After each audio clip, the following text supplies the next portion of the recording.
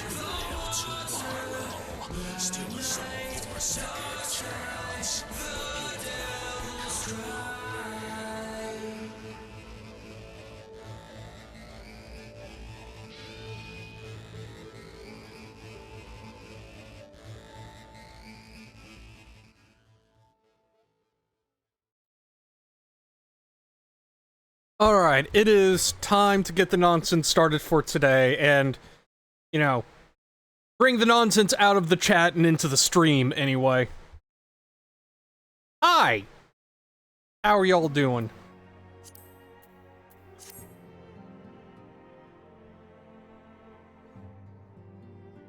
Don't give me that innocent face, Sync. You know exactly what you did.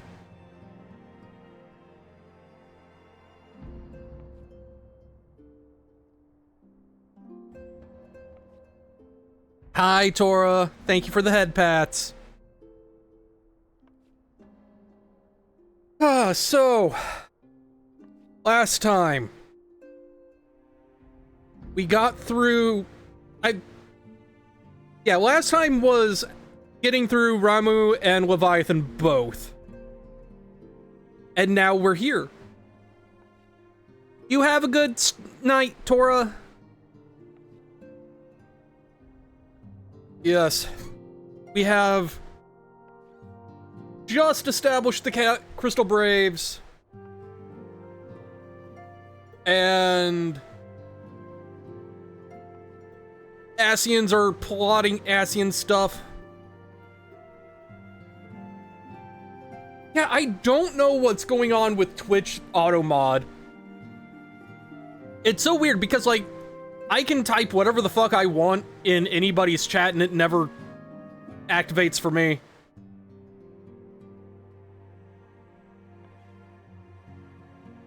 So, there's auto mod that you can do per stream. Oh, it just failed to send. Okay. That might also be a thing.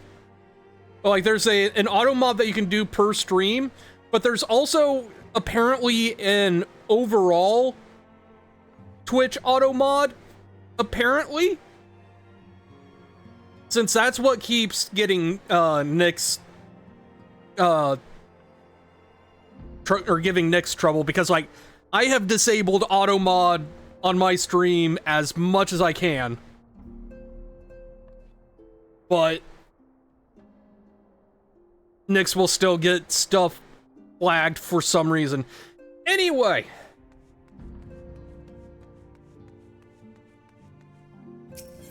So we have also learned that Solus is dead, and the Empire is currently having a civil war of succession.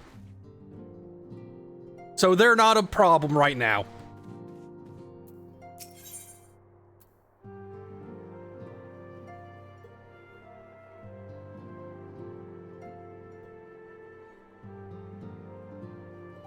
Chat?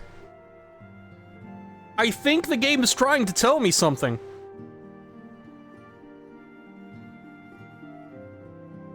I'm not sure, but I think the game is trying to tell me something.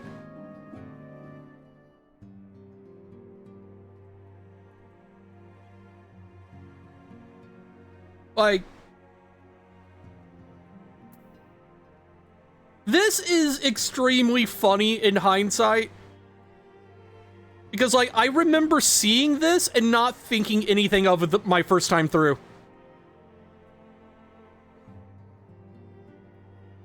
Like, the actual betrayal came out of nowhere for me. And then I come back and this is staring me right in the fucking face. I may not have been paying close enough attention the first time through.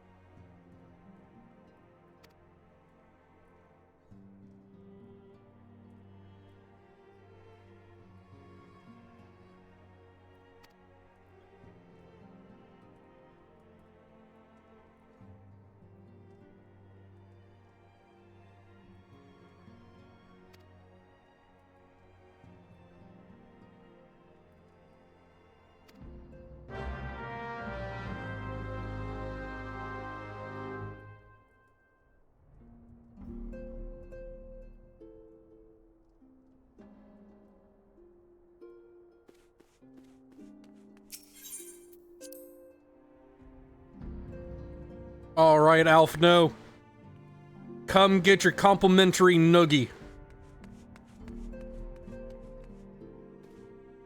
Yeah, look at him. He's being all captainy and everything. Like, also, God, he is tall. Like, that is like Roe Gaiden levels of tall. Well beyond normal here, size, or height sliders.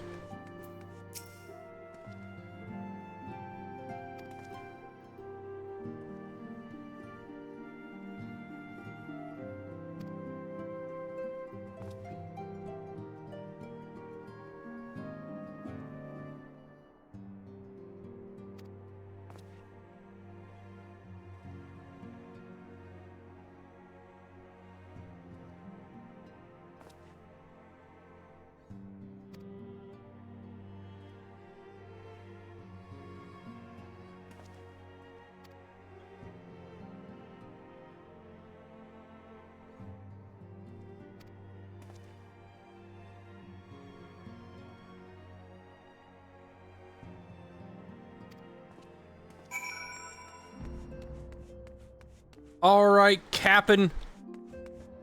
Give me my orders. What could possibly go wrong?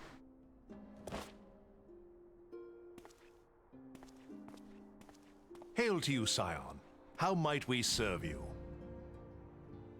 I forgot what he sounded like at first. Holy shit.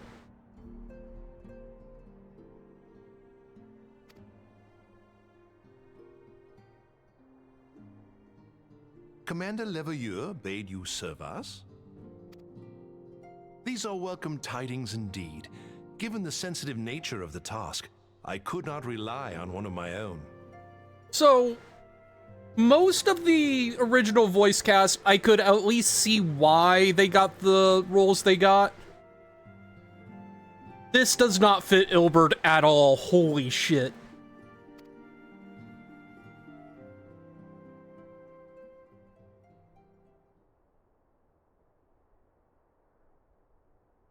That which I'm about to tell you, I tell you in the strictest confidence.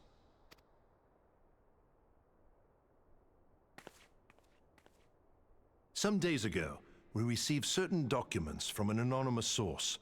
They notified us of the presence of a Garlean agent within the ranks of one of the grand companies.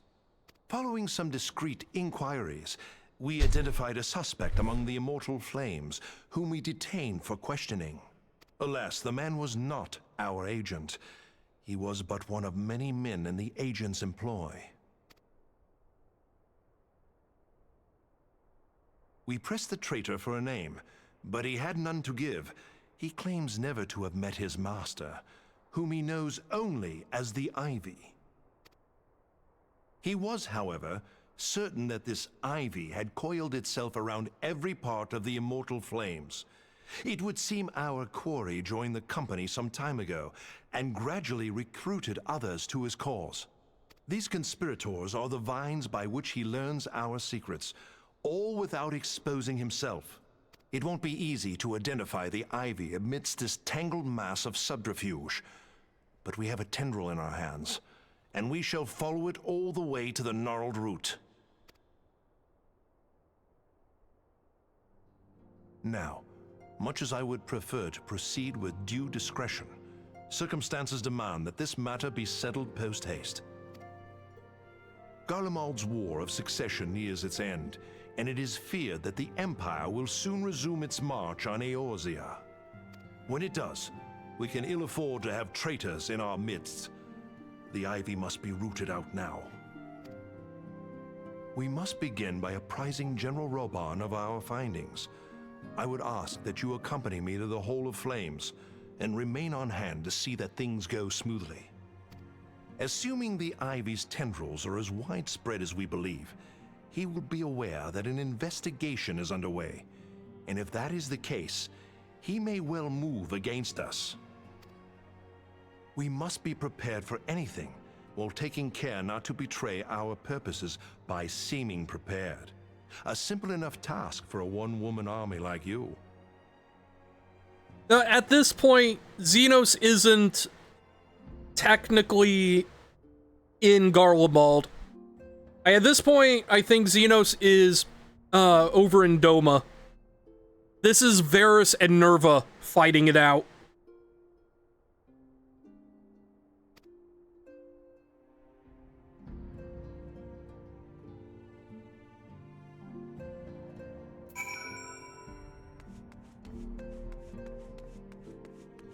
What am I doing? I can teleport.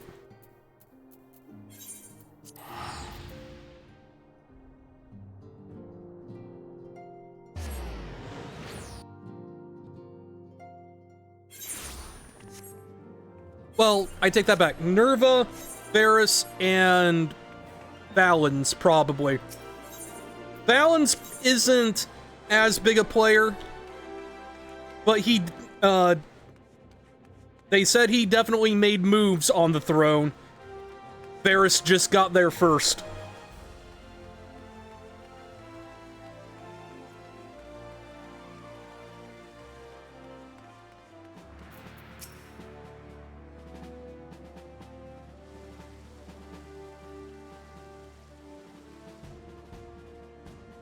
Well, well. What brings you here, my friend?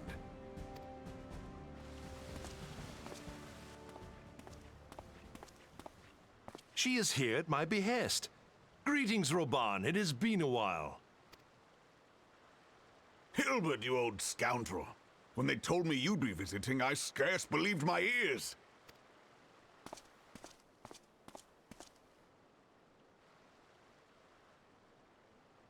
But look at you!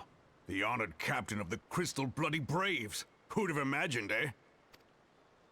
Not many, but fewer still would have imagined your destiny lay in politics, old friend. Aye. We've both come far, have we not?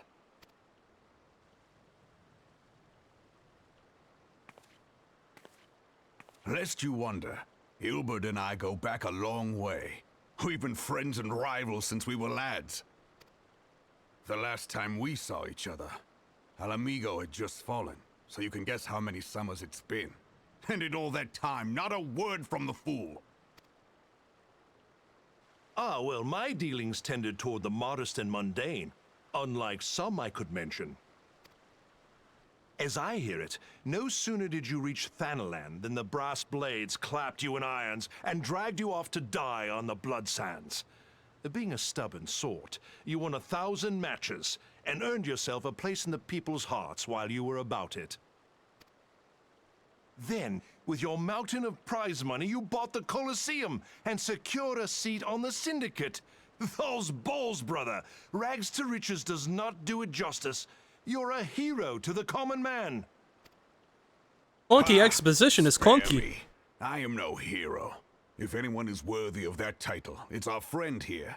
Next to her, I'm little more than a glorified butcher. Yeah, I am pretty great. But you, Hilbert, you sell yourself short. By all accounts, you are an adventurer of some standing. I like to think that I did my part for the greater good. But if you're no hero, then I'm no adventurer, not in this company. Anyway.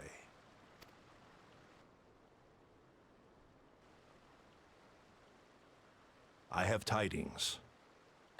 I love that that is effectively a reverse dick measuring contest.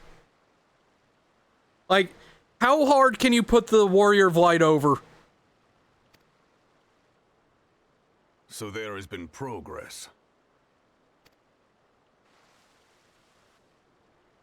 I've let it be known that this meeting is a reunion between old friends.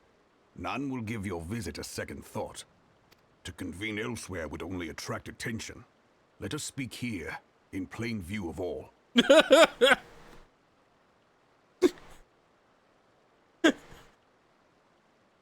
Even in that contest, the Warrior of Light has an edge.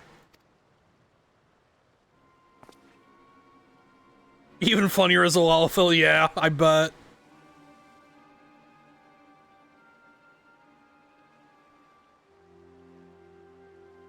So it is we who have been compromised. Teleji Adeleji's machinations have shaken Ul'dah to her foundations. In such uncertain times, a man's loyalty may be bought for a fistful of gil. But if this snake has truly been in our midst for as long as you say, we must needs consider a far graver possibility. Conspiracy. Could it be that the Monitorists have been in league with the Empire from the first? Very well. I will have my most trusted men investigate the matter. Continue your inquiries in the meantime. It does me well to see you again, old friend. When next we meet, let it be over a flagon of ale. I look forward to it. Let us reminisce of bygone days, and drink to the future of our homeland.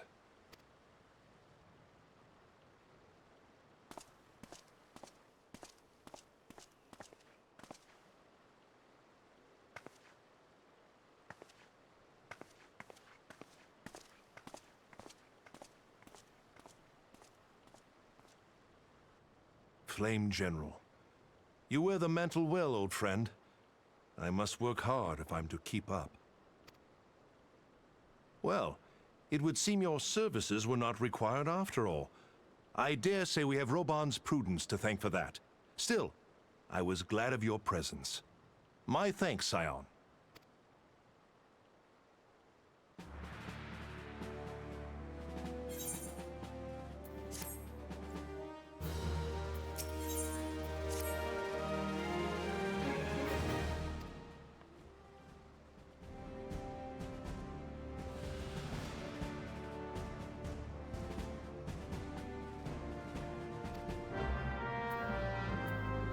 I do kind of wish there was some quest at some point where someone just randomly tries to stab you in the street, but because you're the fucking warrior of light, the knife just breaks.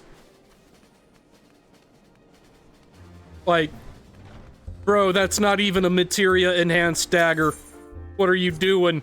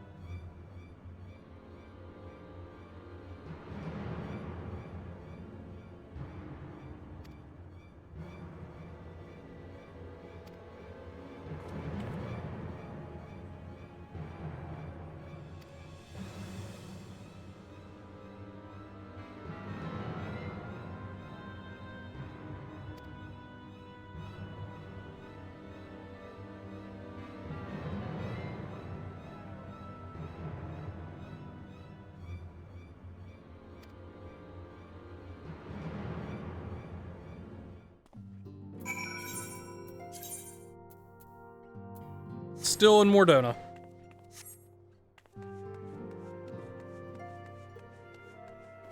Couldn't remember if the Tangle was in Mordona or the Black Shroud. Because, like, I seem to remember something being called something similar in the Black Shroud. Oh yeah, not ominous at all.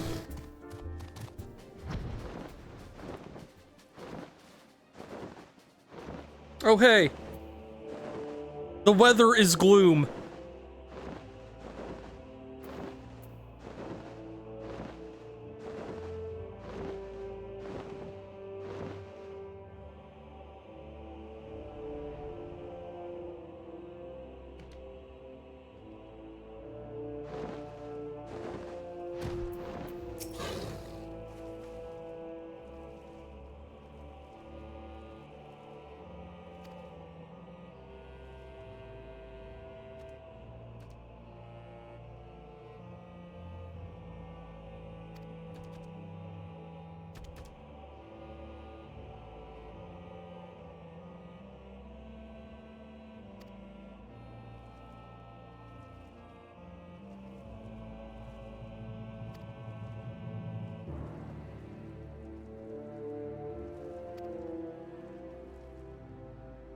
You guys stay here. I will just raise the entire castrum to the ground until I find her. Don't worry. I got this.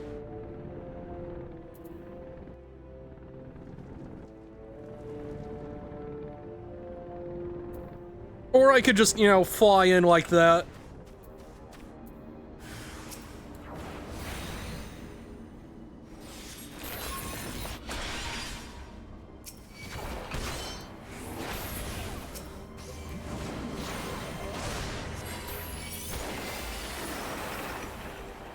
You good?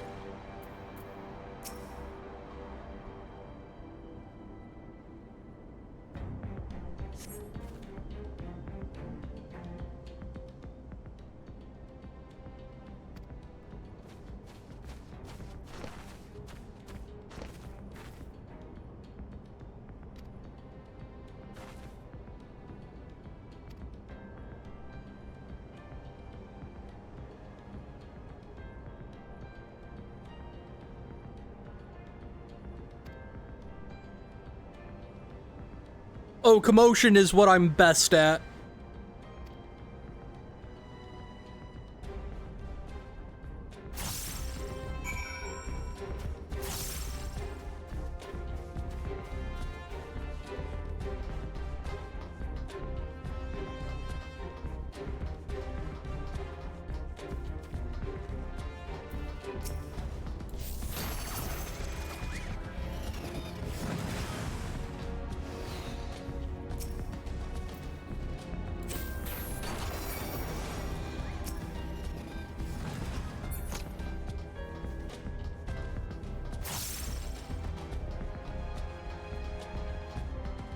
Hey, mind getting the gate for me, bud? Thanks.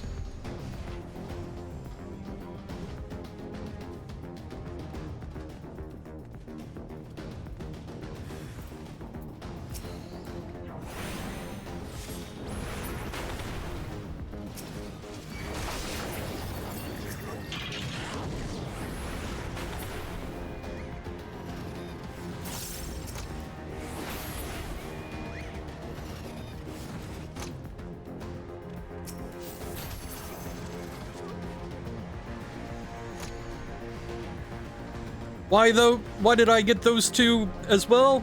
Causing a commotion. Why else?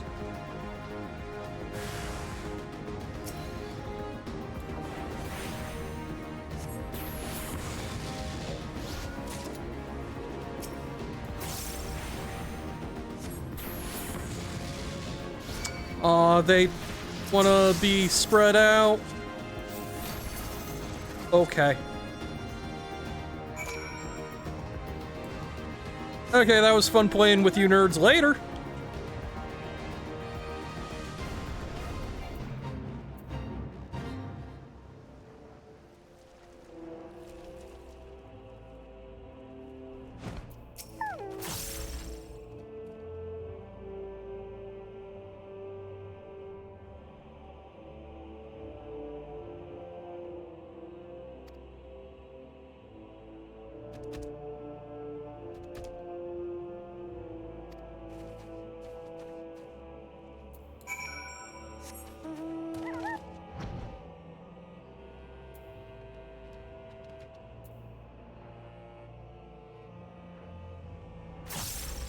That said, that was a very MMO-ass quest. Like, I cannot tell you how that advances the story in any way. That was very much a go do MMO things.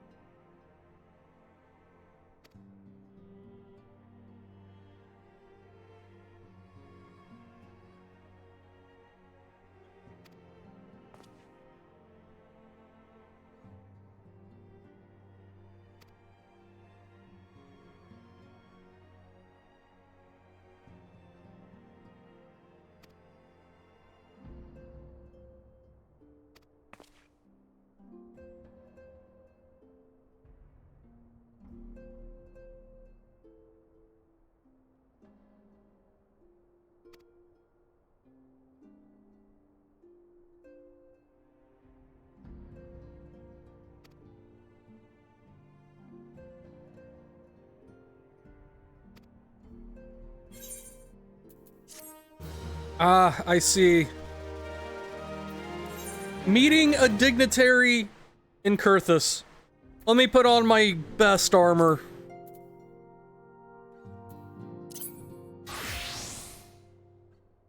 Yes. My best armor for diplomatic negotiations in the cold.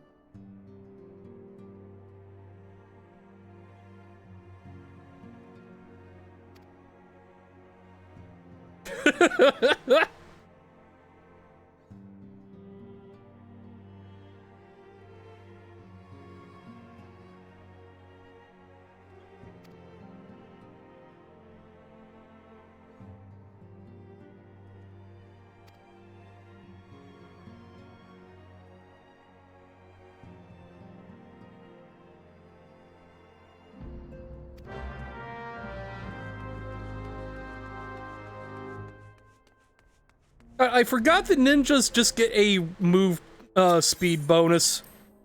It's very slight, but still.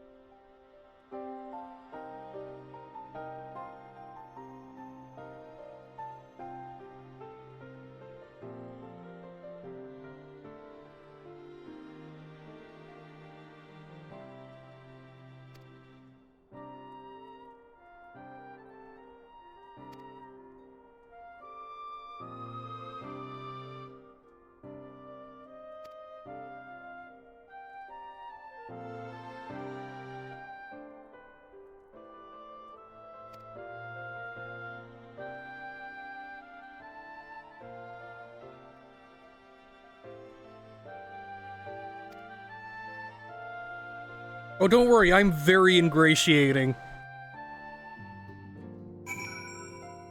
Like, this is my most persuasive outfit.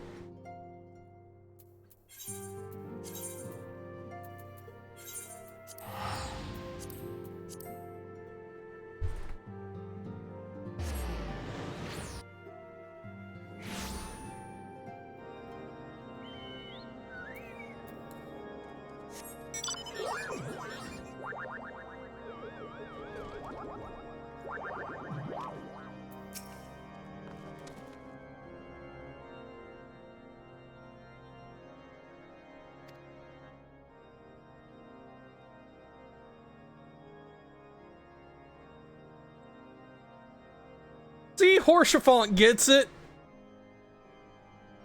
He turned up the heat specifically so I wouldn't be cold in my most, persuasive outfit.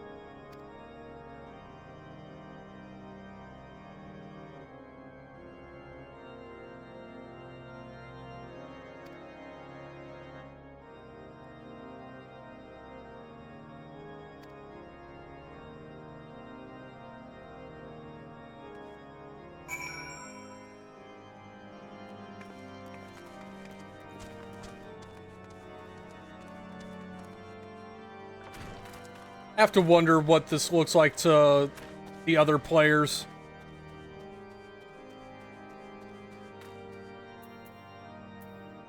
Oh, hey. How much you want to bet this is somebody actually starting Heavensward for the first time? Since this is the Realm Reborn Relic gear.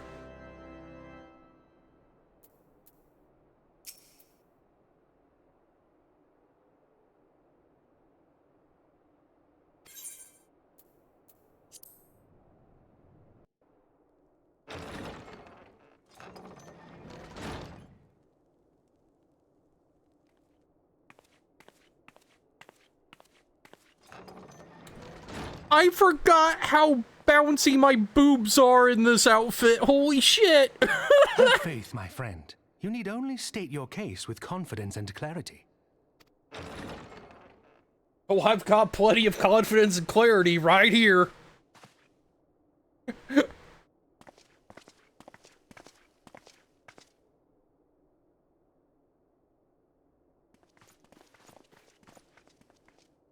Commander Leveilleur, it is both an honor and a pleasure to meet you. I am Emeric, Lord Commander of the Temple Knights. Alphino Leveilleur, at your service. Also, I think at this point, we're starting to get, like, the Heavensward people starting to filter in. Because, like, I don't think Americ's voice ever changes. Your reputation precedes you, Sir Emeric. I think we will find that we have much in common.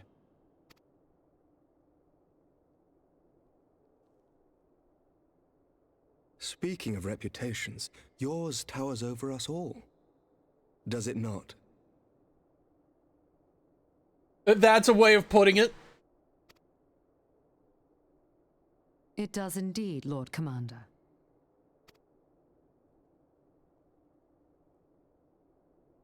I am not too proud to admit that I have followed your activities with an interest bordering on fascination. That way you're calling it these days. Full glad was I to learn that you would be joining us. Now then, shall we begin?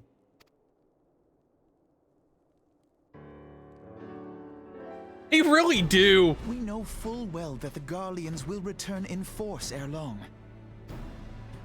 What is more, we have yet to achieve a lasting victory over the primal menace. The beast tribes continue to summon their gods, and each incarnation is stronger than the last. Ishgard is not immune to these threats. I must reiterate that it would behoove your nation to rejoin the Eorzean alliance. Once again, I must respectfully disagree. On what grounds? Despite their presence in Kurthus, the Ixal do not concern us. Their territorial claims pertain to Gridanian lands, and it is the people of Gridania whom they harry. Consequently, the Holy See judges this to be a Gridanian affair, and Ishgard does not intervene in the internal affairs of other nations. Even were that not the case, our forces are wholly committed to the Dravanian conflict. We have not the knights to spare. As for the Garleans, we are not ignorant of history. We have observed the rise and expansion of the Empire, and we agree that it is only a matter of time before they resume their campaign in Eorzea. Then surely it would be in our best interests to present a united front. Mayhap one day, but not yet. Gaius van Belsar is dead, and the legion of conscripts he left behind lacks the will to fight. We think it highly unlikely that they will emerge from behind the walls of their castra for some time. Forgive me, but if Ishgard's position has not changed, why did you agree to this meeting?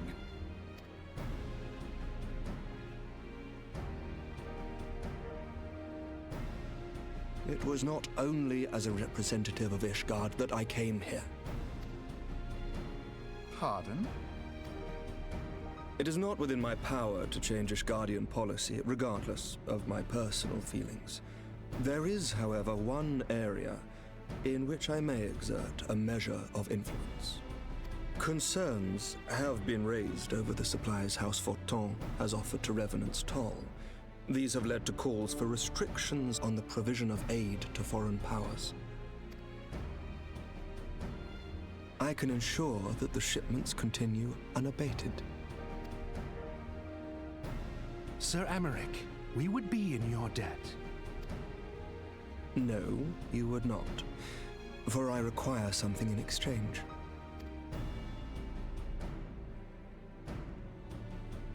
Of late, there has been a flurry of Dravanian activity, the purpose of which was not immediately clear. However, our astrologians have since observed alarming changes in the heavens. The dragon star waxes unnaturally bright, and there are whispers that it portends the resurrection of Midgard Sorma. The fallen guardian of Silvertear Falls? That's absurd. Full many times have I gazed upon the dragon's corpse still wound around the Agrius, and wondered how different our world might be if it yet lived to plague the skies. I do not know, and I do not wish to know, nor does any son of Ishgard. Yet the mere presence of Dravanian forces is not sufficient grounds to send knights to Mordona, whatever our astrologians say. As I told you before, we have not the forces to spare. But we do. So you will intervene on our behalf if we agree to watch over the Keeper of the Lake. Do you accept these terms? I do. I will see that you are kept abreast of any developments. I regret that we could not come to a similar agreement on other matters, but I understand that you are not at liberty to make such decisions. Nevertheless, I hope that what we have accomplished here today will serve to demonstrate to your countrymen that we can work together towards a common goal. Mayhap one day we shall look back on this moment as the first step towards a united Eorzea. Mayhap we shall, Commander.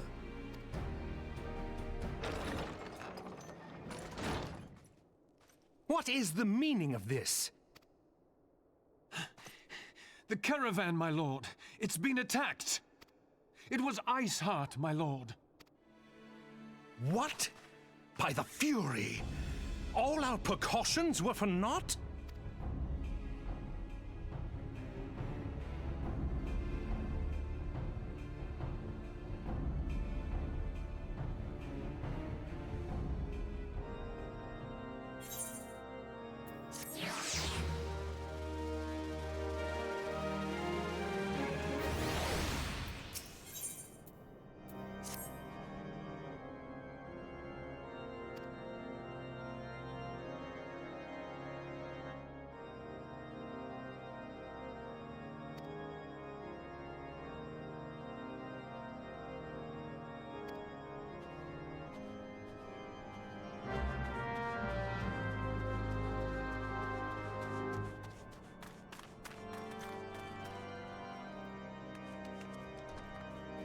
All right, Horse Font, what you got for me?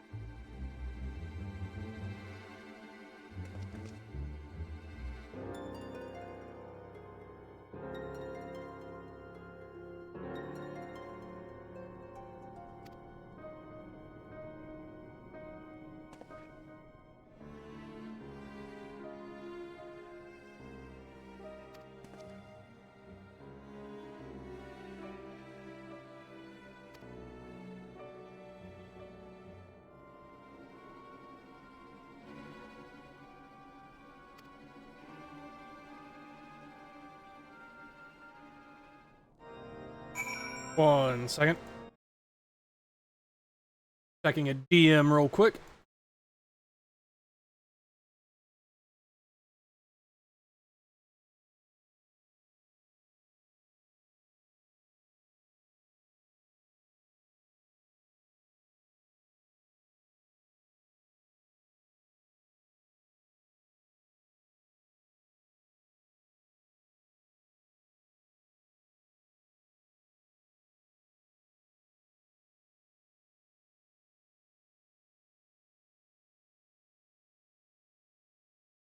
Okay.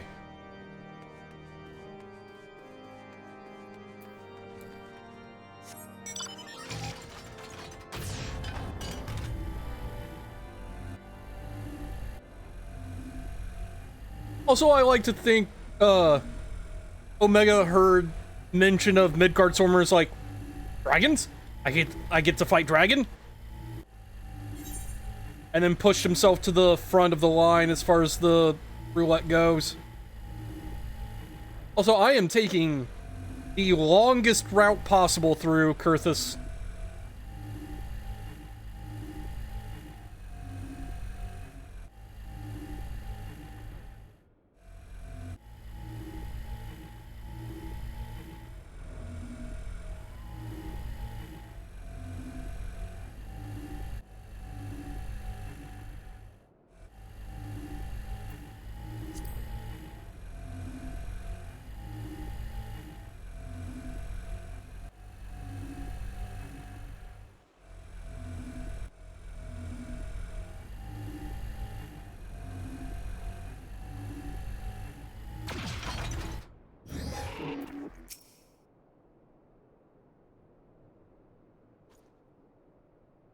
Thing in pictures, okay. Let's...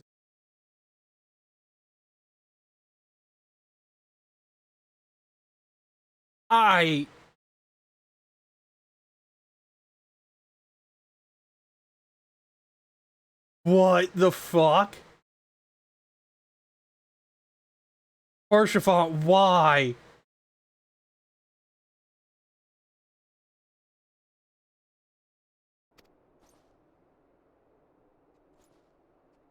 Oh, I believe it.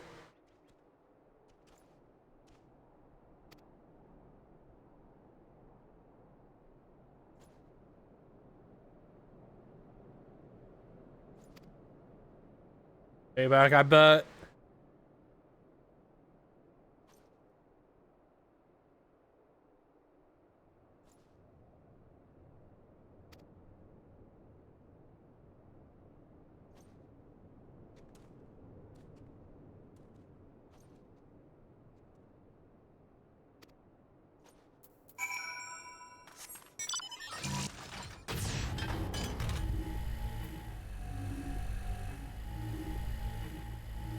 First couple months of Realm Reborn. Okay.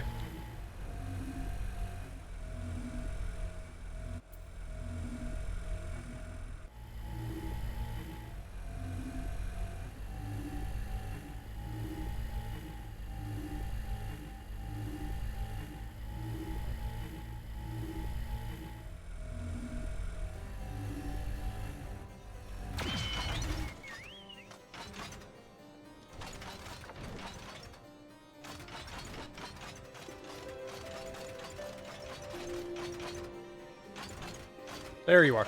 Also, I gotta wonder what Sprouts doing stuff think about me just wandering around on Omega in here.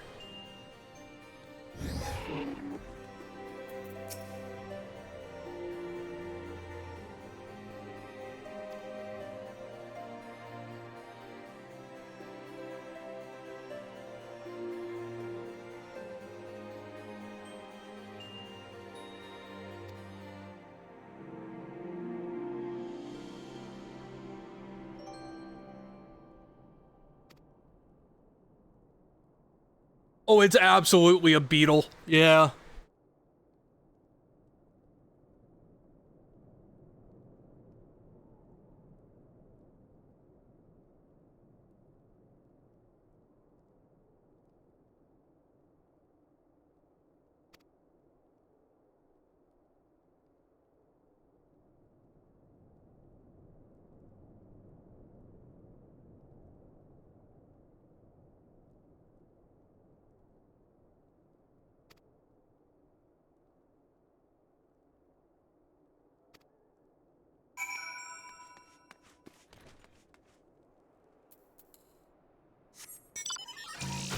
Wow, Omega really wants a piece of Midgard Swarmer again.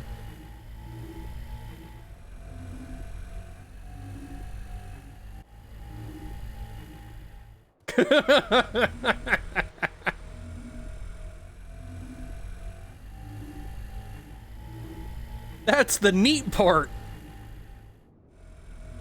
I had to run the dead ends, the dead ends, like 20-ish times in a row to get it.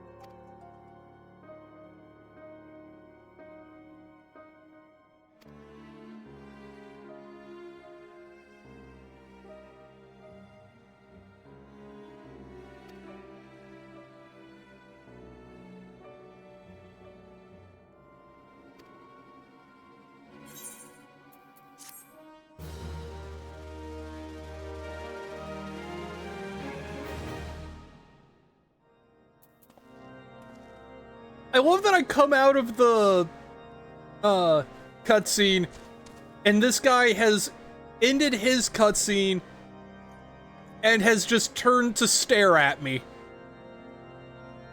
Like, bro, you ain't as slick as you think.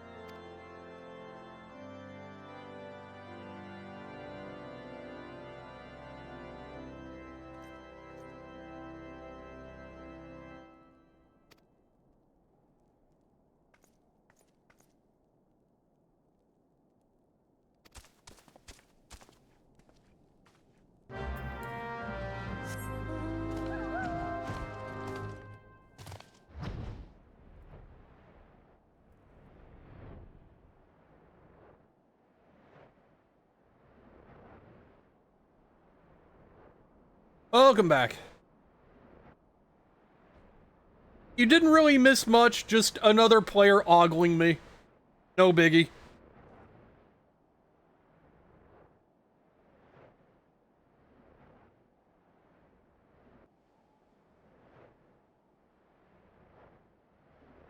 Yeah, pretty much.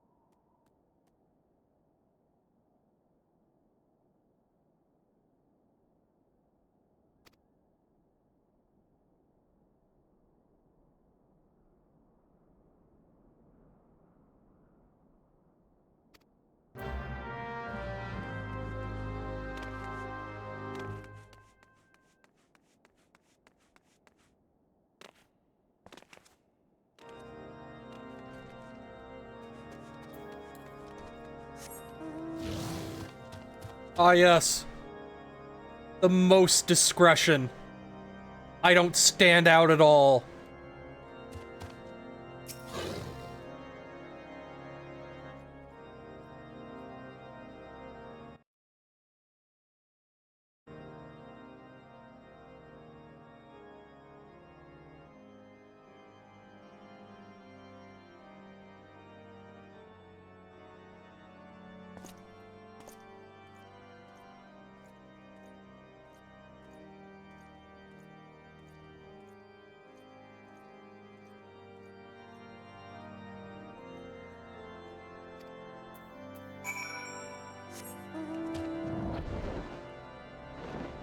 Even more discretion. Surely Midgard Stormer won't draw attention in Kurthus.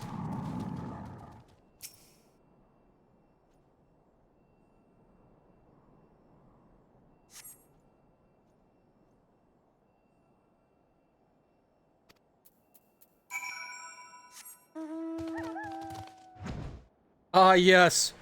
Glowy purple flame dog. The most stealthy.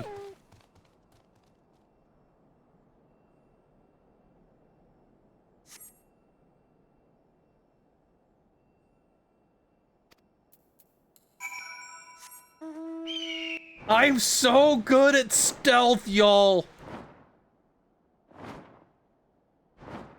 You don't understand just how fucking stealthy I am.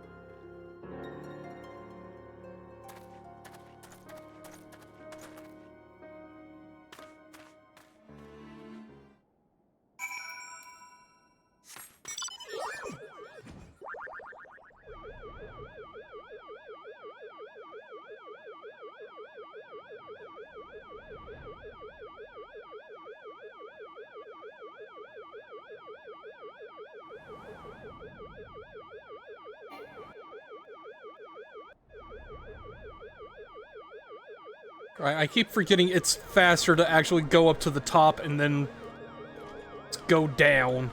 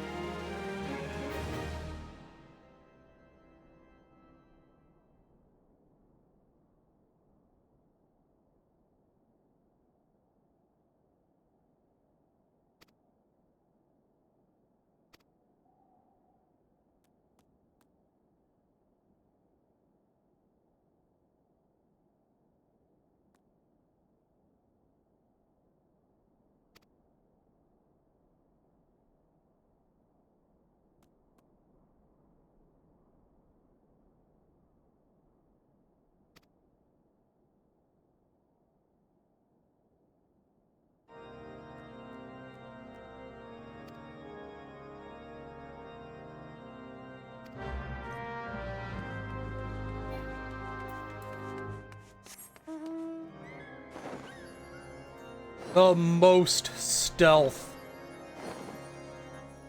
Fucking solid snake over here. Hi, Nix. How you doing?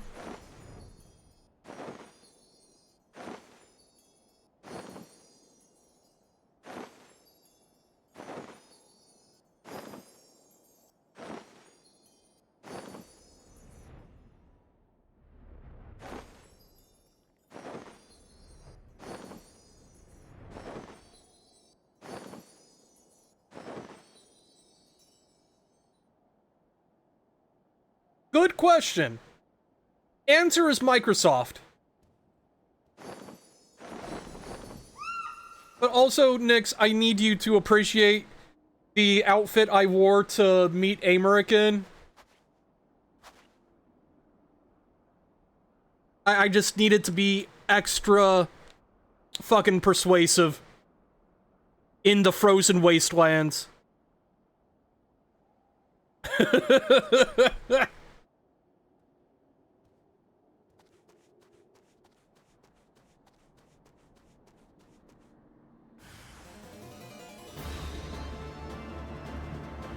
Come on. Come at me. Over here so I can gather you up. There we go.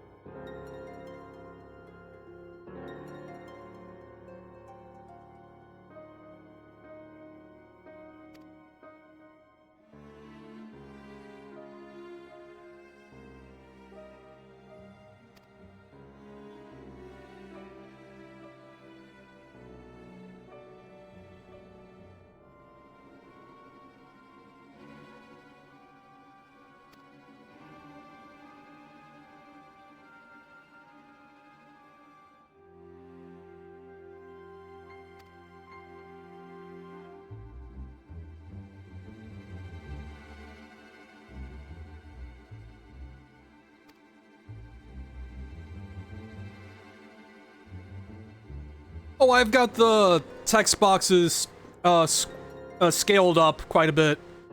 If you just right-click... Ah, shit. Didn't mean to do that, but... Here. Let me decline, I'll go back through it, but... you. Hang on. Game Plus. Real quick. Spend... But yeah, if you right-click, you can hit Scale Window. I've got it up to 160%. You can scale it down to 60 or as high as 200.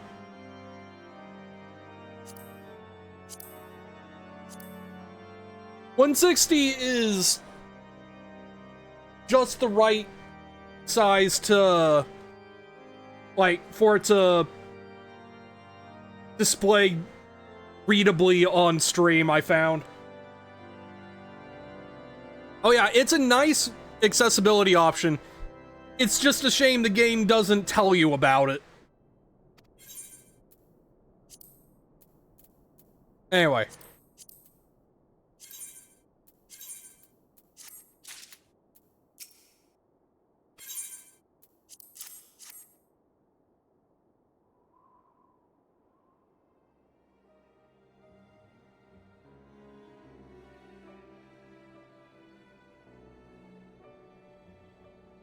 Yeah, you can resize just about everything on the UI.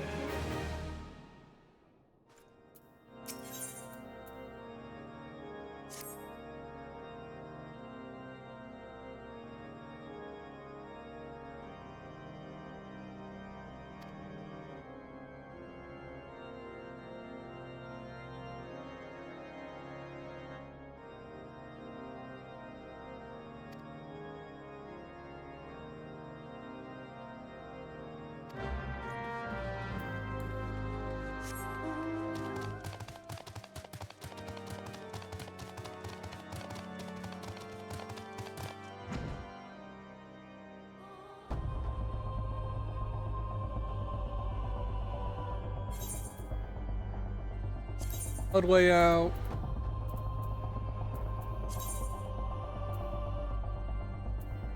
That no. Yeah, so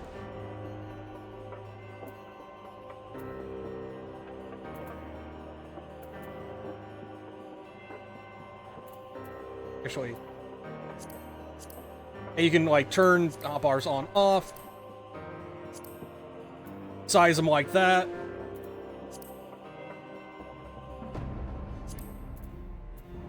Just make them transparent.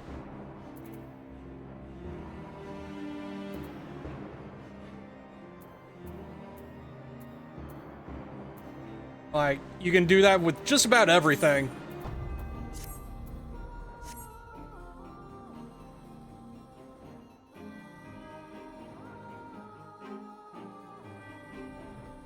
It really is.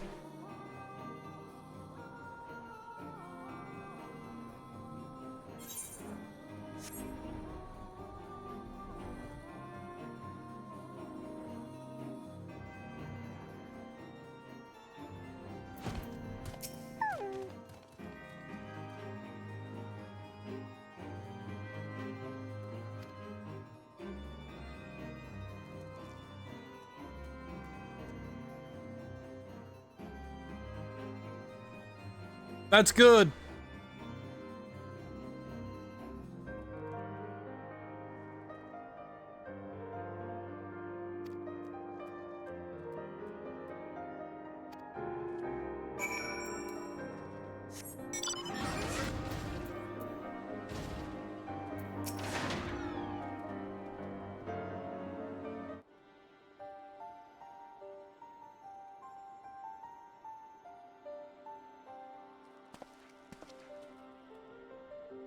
I am dressed perfectly for this weather.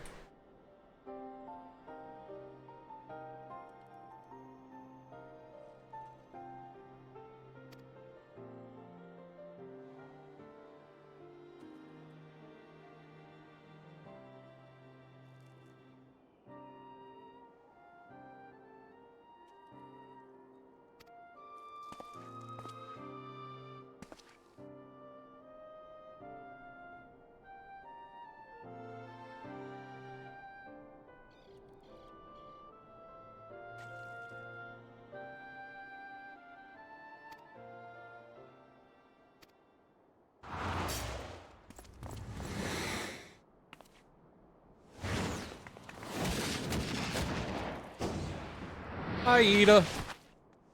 Idalise.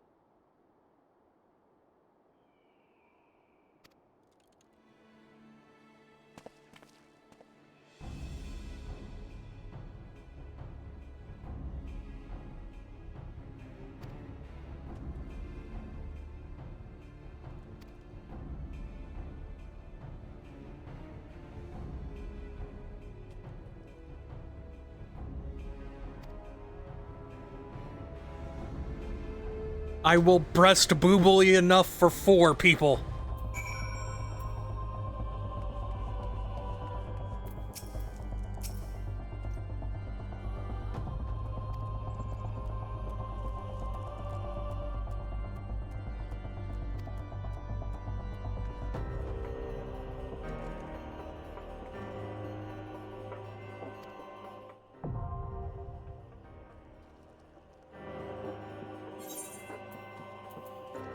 All right.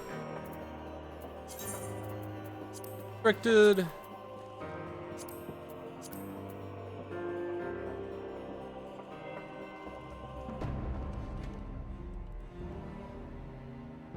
Oh, close. There we are.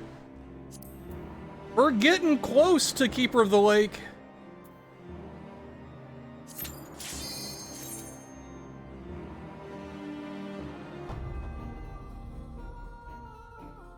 Oh yeah.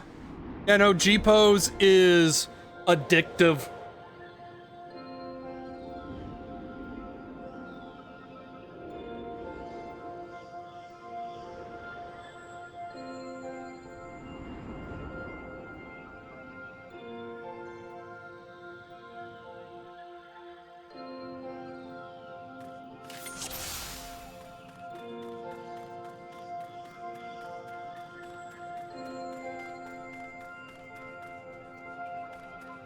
Nope.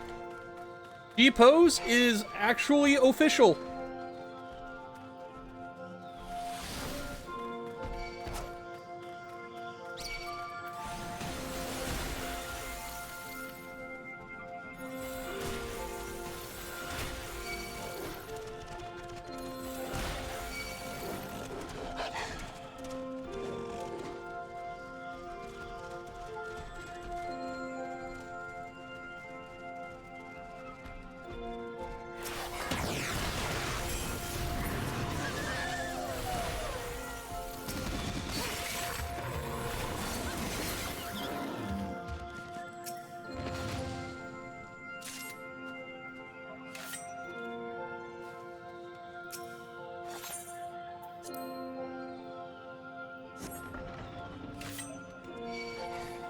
Also, I just love the music here.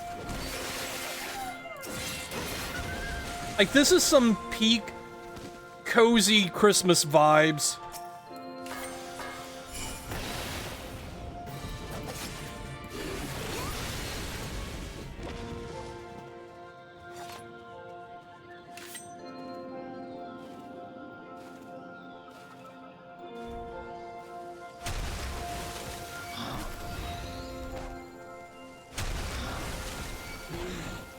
Sure didn't. Also, I love that they use like environmental stuff like this wind to do damage and cut off areas of the arena to make you really think about positioning.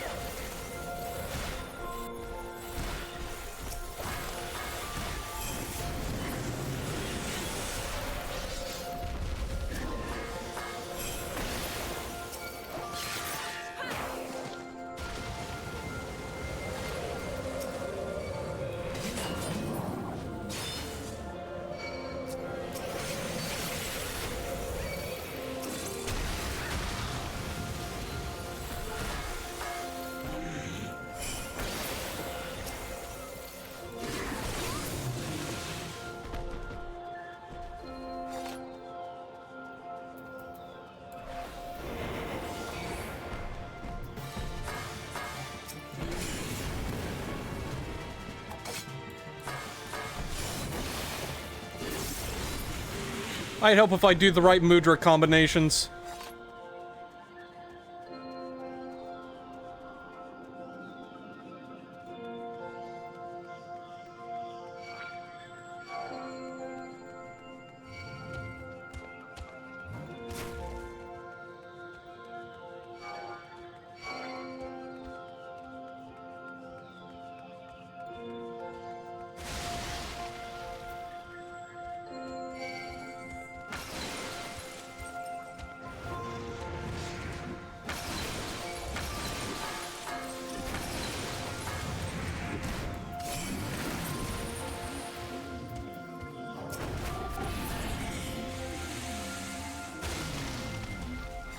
I am still very much trying to remember what mudras do what.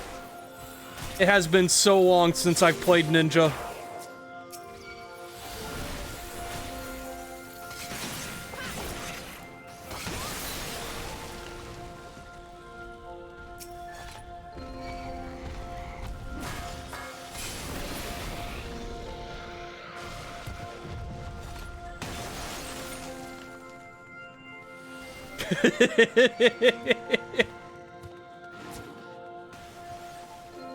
Oh, hey, buddy. Let's not do that. Takes too long for you to turn into a Durgan.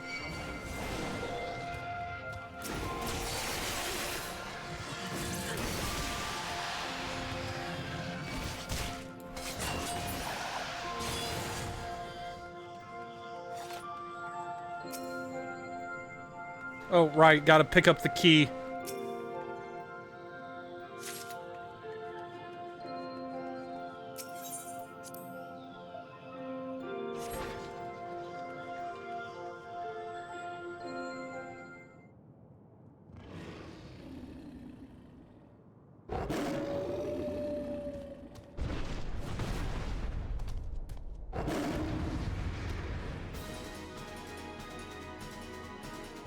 Finger of the apostate.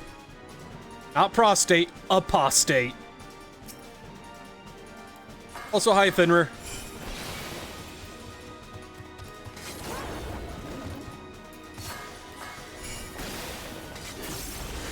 Bye, Finra. Thanks for coming.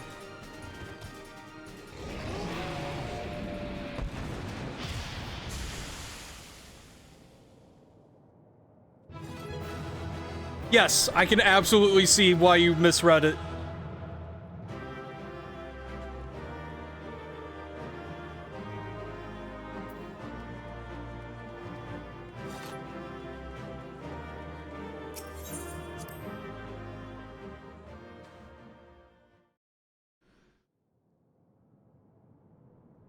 The tales do not do you justice, warrior of light.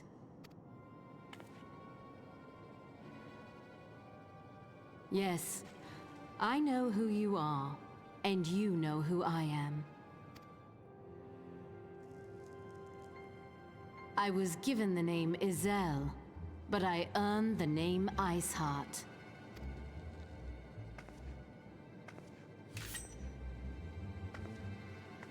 This endless cycle of hatred, of bloodshed, of sorrow. You would see it continue, O noble warrior of light. I would not. I will not.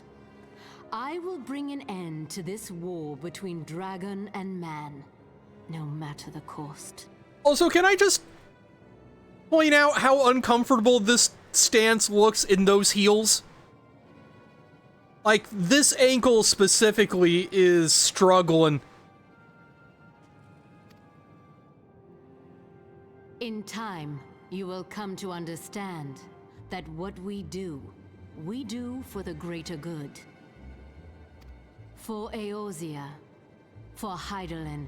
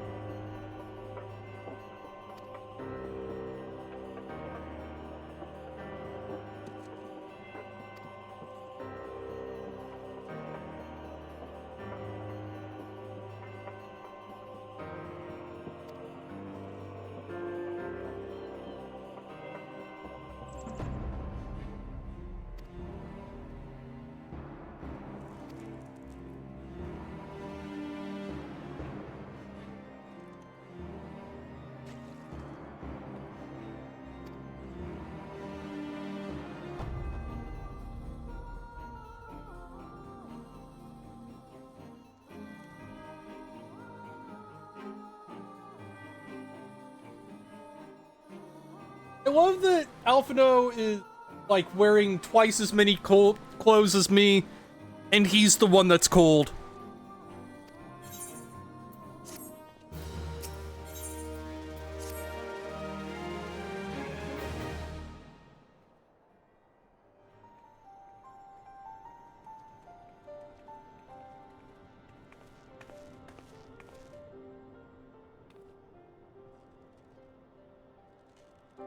Also, the juxtaposition of Minfilia in her cozy, warm coat and me over here in a bikini.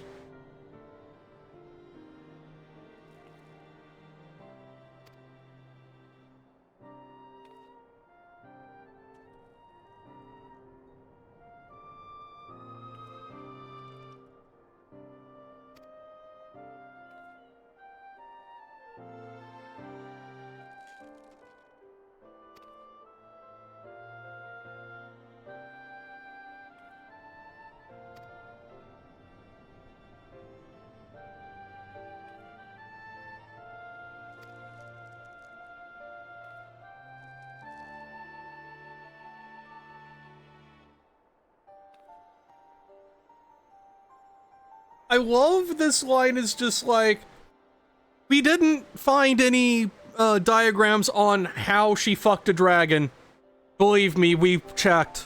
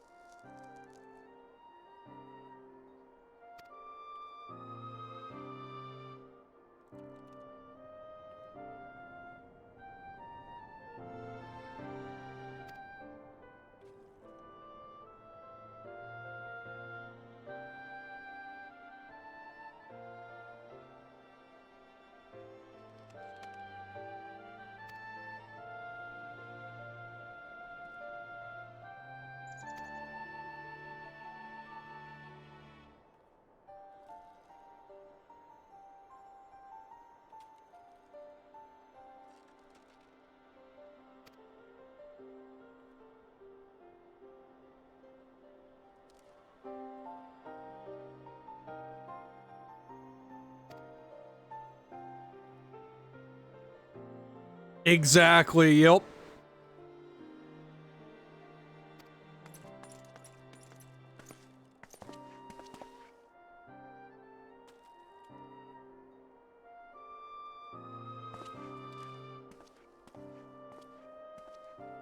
Also, I love Americ's sword.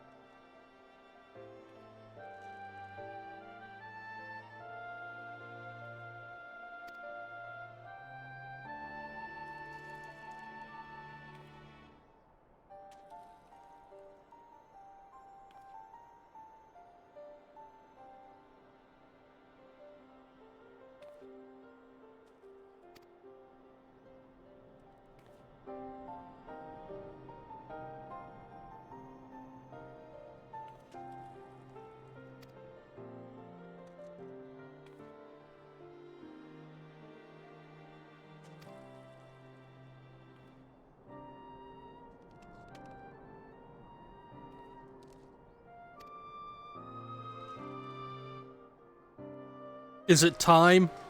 Do we get to meet the girl?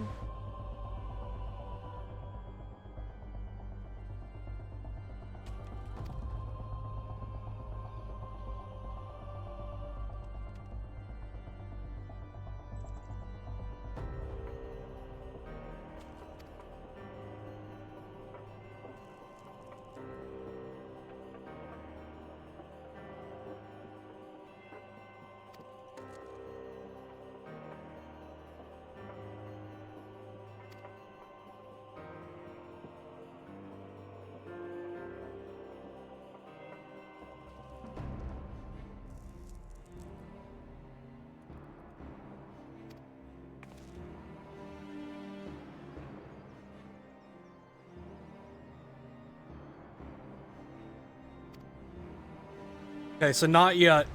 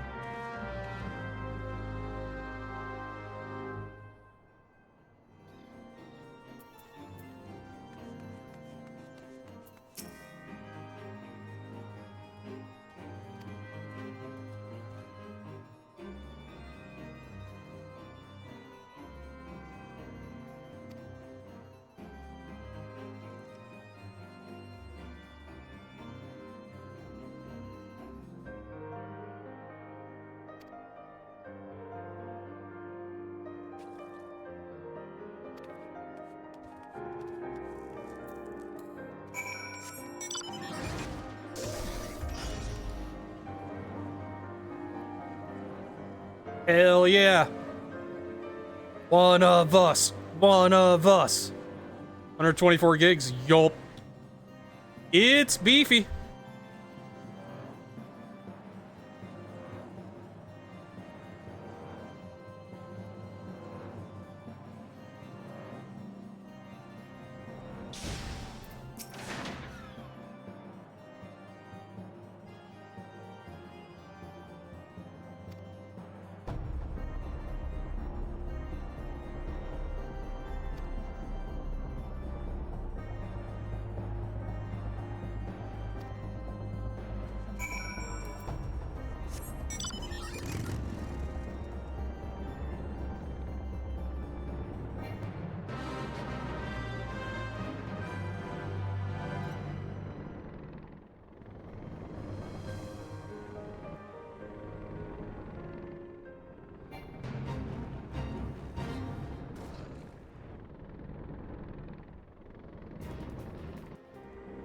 And it's not like the game isn't optimized.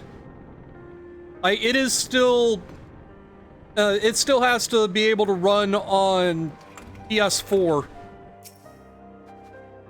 It's just beefy.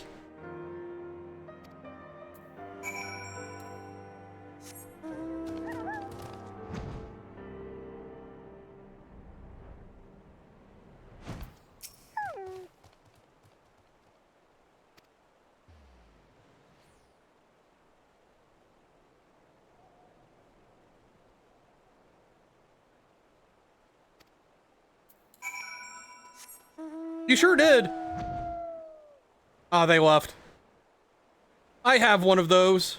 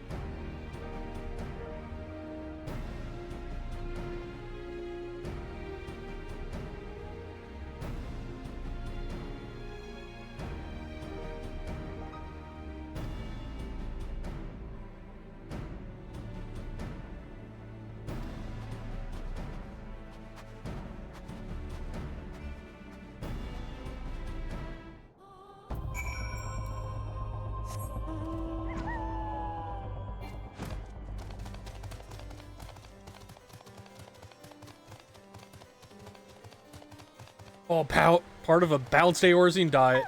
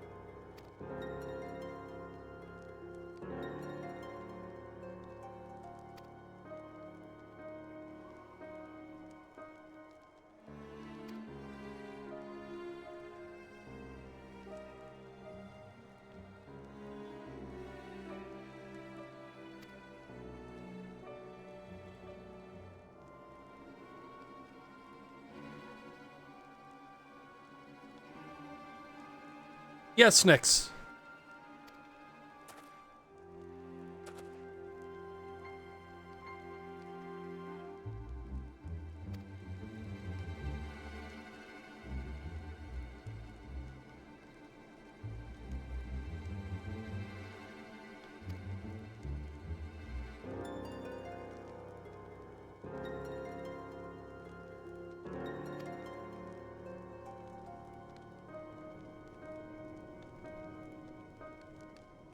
I mean, at this point, nobody has any reason to suspect him.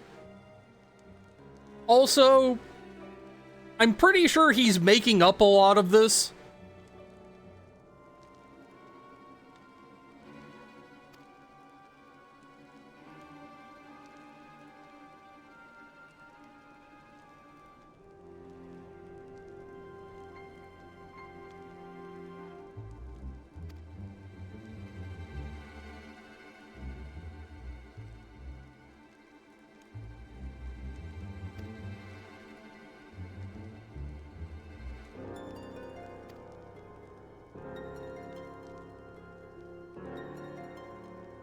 Oh no. Right now, at least, he's not torturing people. The church is doing that.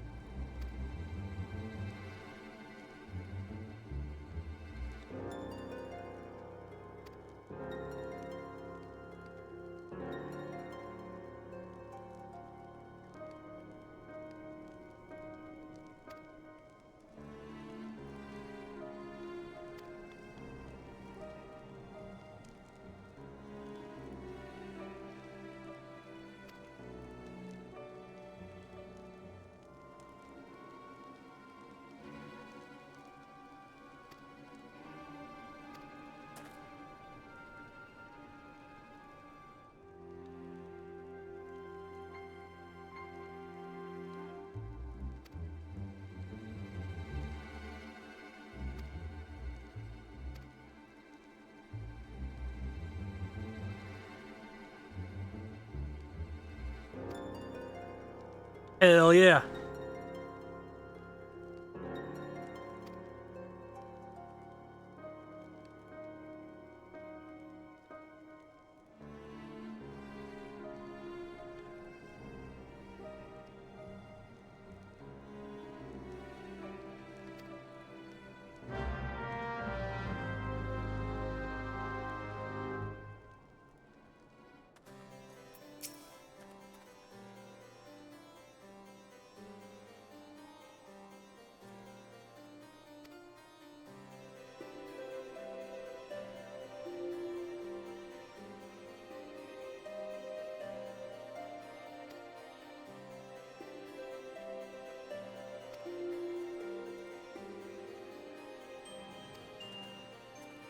Okay, so we're done being in the cold, which means I need to dress appropriately for another diplomatic thing. Whoops. Yeah, I'll change when I get where I'm going.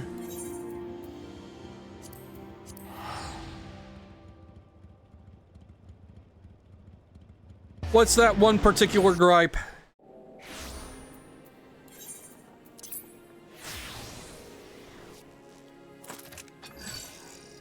There we go. Much better.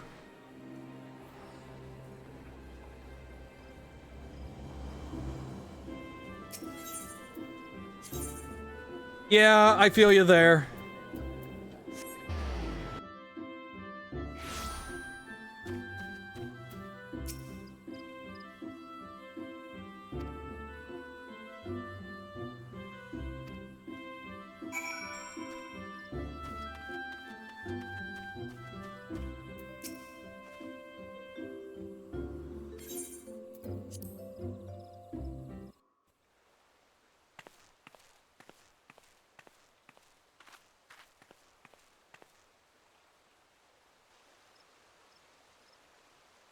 Change has come to the Garlean Empire, and we must discuss the implications.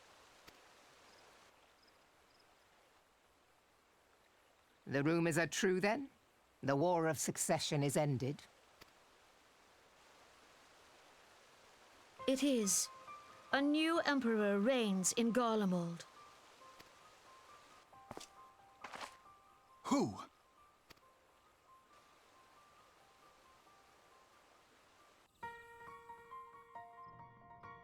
The birth and all too rapid expansion of the Garlean Empire is commonly attributed to the strategic brilliance of Solus Zosgalvis, yet he did not rule alone. Several members of the royal household also distinguished themselves during his reign. Nevertheless, it was the eldest son who stood to inherit the throne, until his most untimely passing. I thought us fortunate when I learned that the Emperor had died without naming a successor.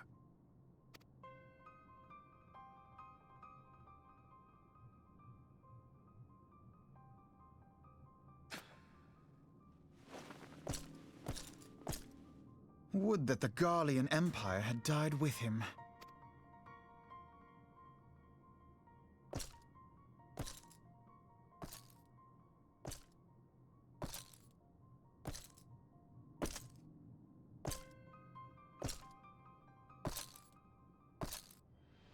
'Twas the grandson and his uncle who had the strongest claims, was it not?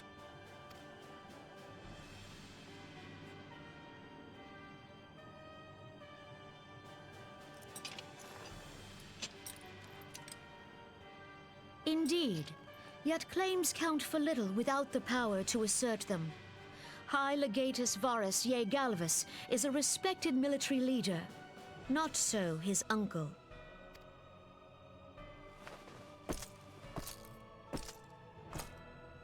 So young Varus has torn the crown from his uncle's grasp and taken his place at the head of the Empire.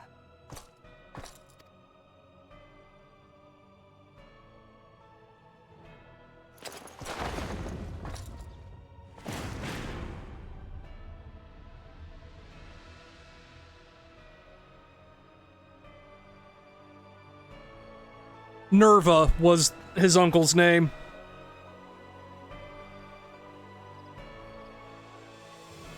Given the troubled nature of his succession, the new emperor will require time to seal his grip on power. Yet have no doubt but that he shall, for there are none left with strength enough to oppose him. Yeah, Nerva is never on screen.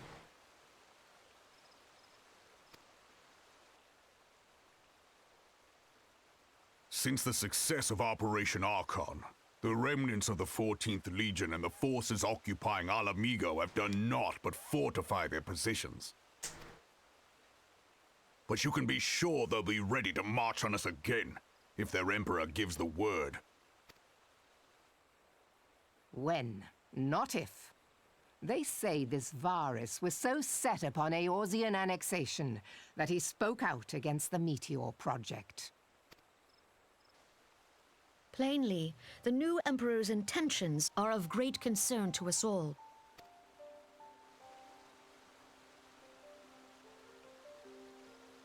I propose that we set aside the Cartno dispute for the present, and discuss what measures the Alliance might take to prepare for a resumption of hostilities with Garlemald.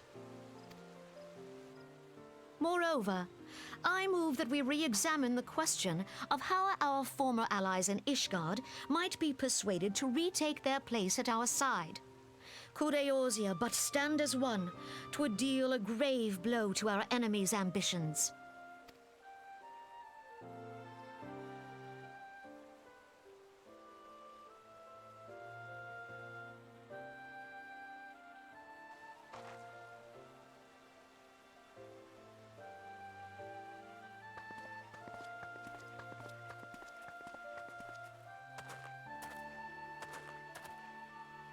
Well, I suppose we should be grateful that they have finally acknowledged the inevitability of Imperial attack. Who knows? They may even do something about it.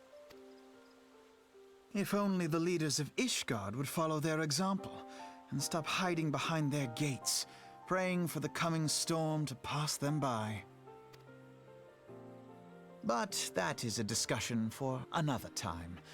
At present, I am more concerned by the fact that the Alliance's mooted preparations will be made known to the Garleans many moons before their coming. So long as the Ivy eludes our grasp, no secret is safe.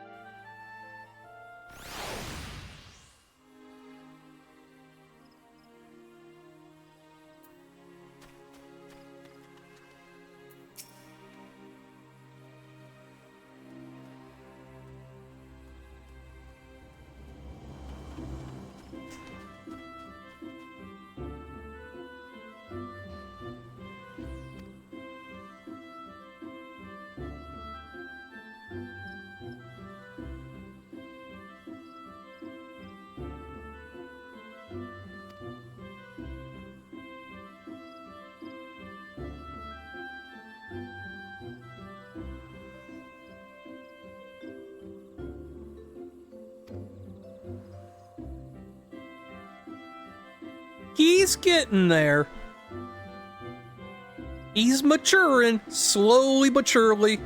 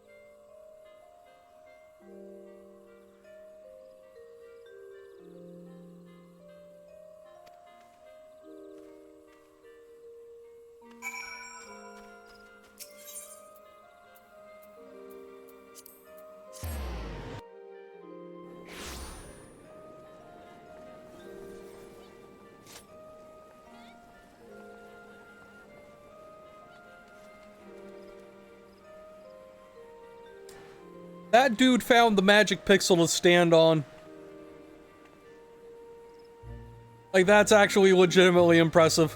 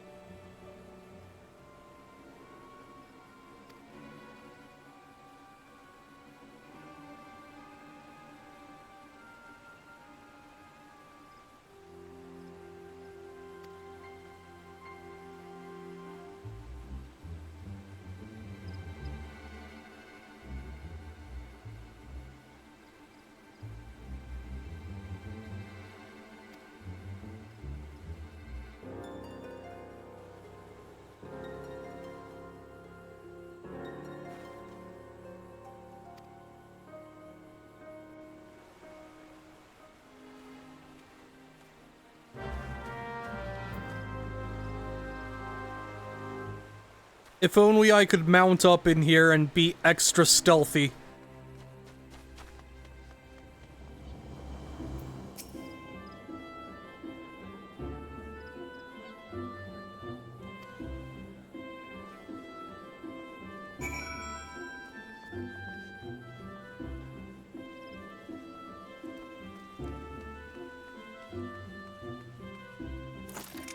I mean, I have this one. But it's more glowy and not shiny.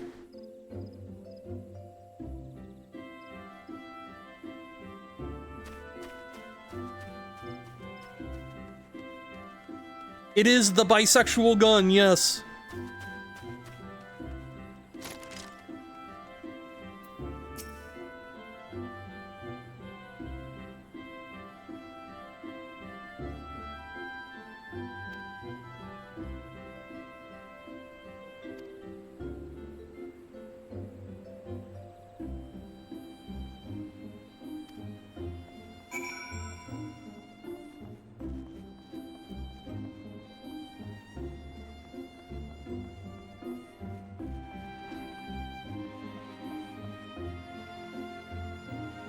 Oh, also,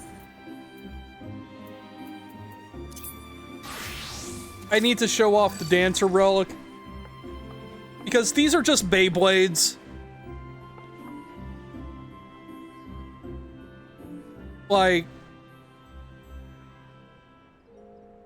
seriously, just Beyblades.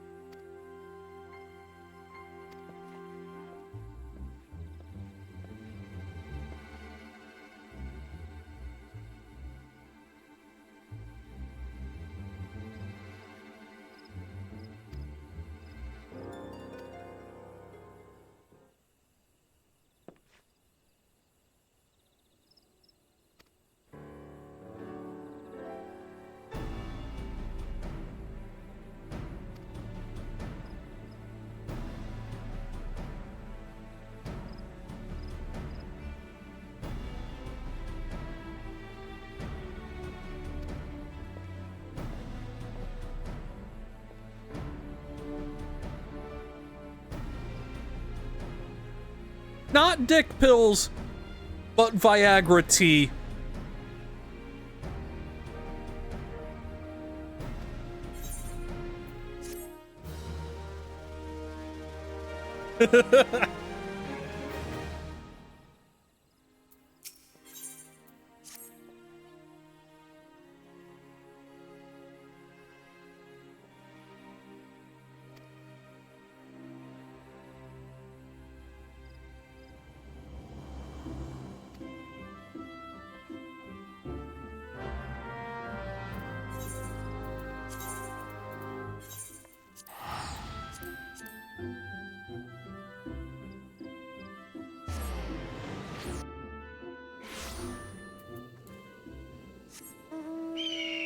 Ah, yes.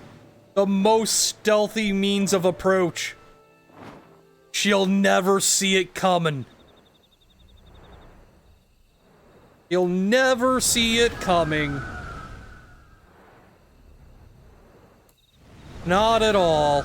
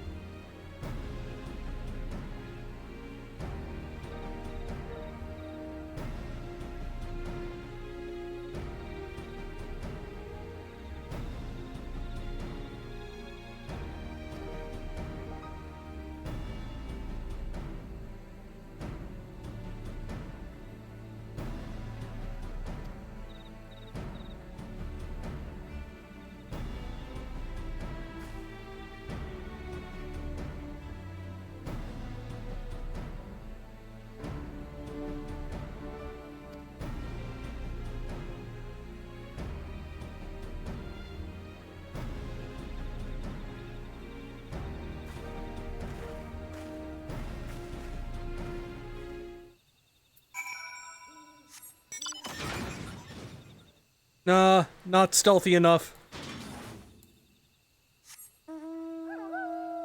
Getting there. Ah. There we go. Perfectly stealthy.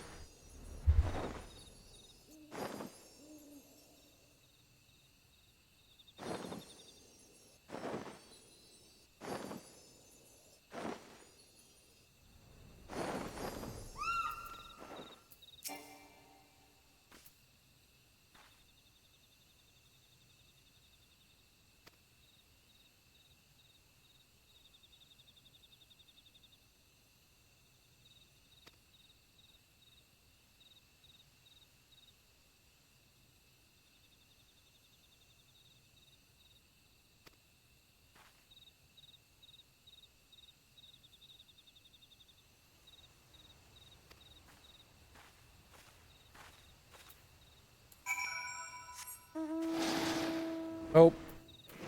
Chark is too notable. Yeah, that'll work.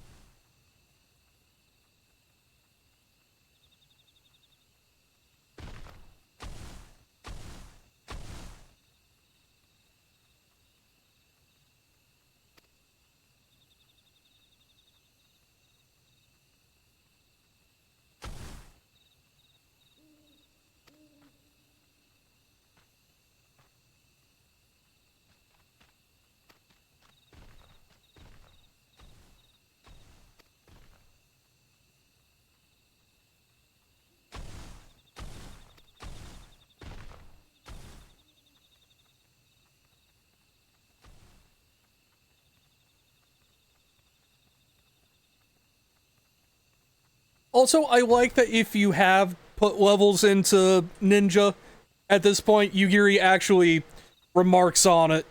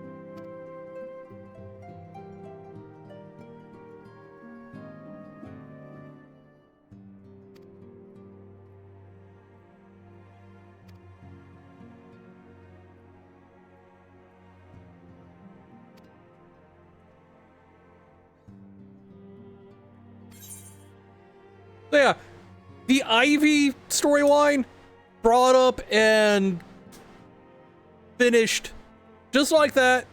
Kind of goes nowhere, really, with no lasting result.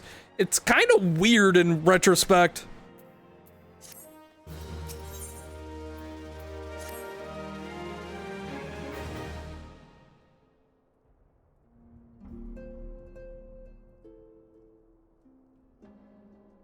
Not actually. Like, the whole betrayal of Ilberd is very much telegraphed way early. But no, she actually was a Garlean spy. Like, that was all legit. And you can tell because Yugiri was in on it. She was investigating. You can trust Yugiri, you cannot trust Ilberd.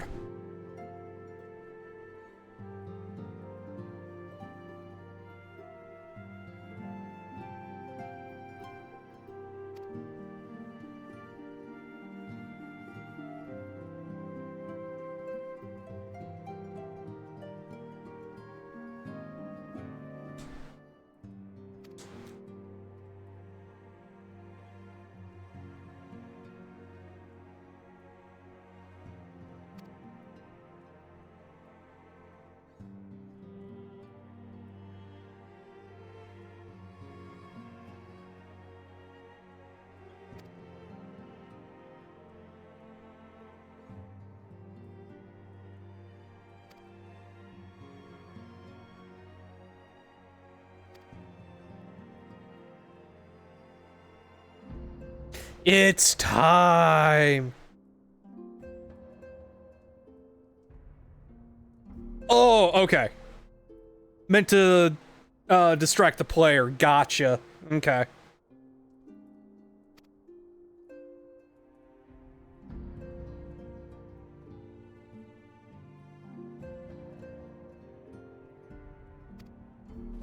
It's time for the girl. The most lady.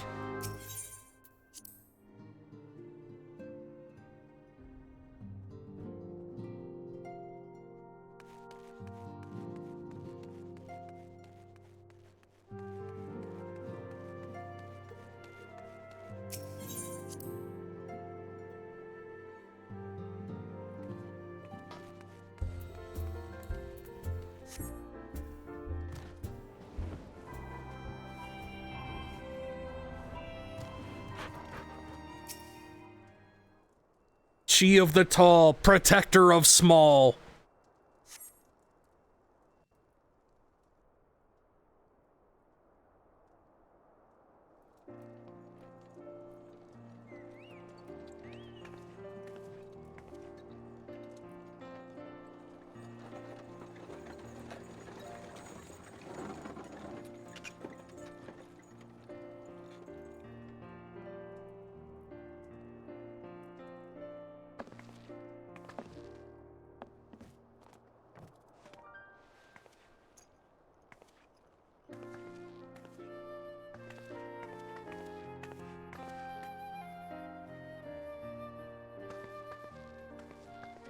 Minfilia, am I right? None other. I bid you welcome to Revenant's Toll, and thank you for traveling so far on such short notice. As if I could ever say no to Urianger. Moonbreeder is an accomplished Sharlayan scholar and an authority on Aetherite technologies. She has played an invaluable role in our search for a means to capture Ascian souls. Charmed, I'm sure.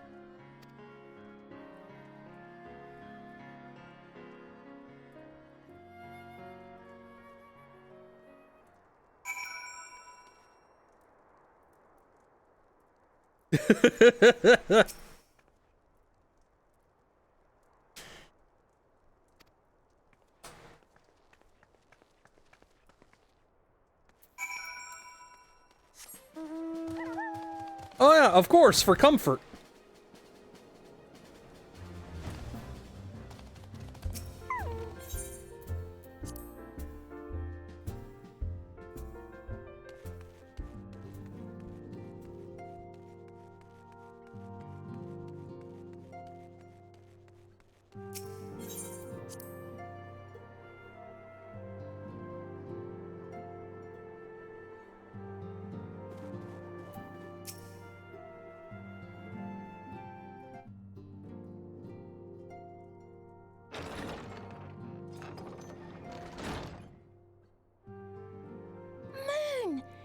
It's been ages! Oh, longer, sister. A joyous reunion indeed. Well, of course it is. Moon and I are like twin sisters.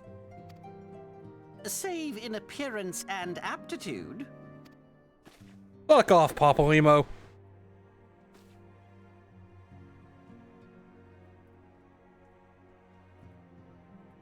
Everyone, if I could have your attention. We have with us an esteemed guest who has come from Sharlayan to assist us.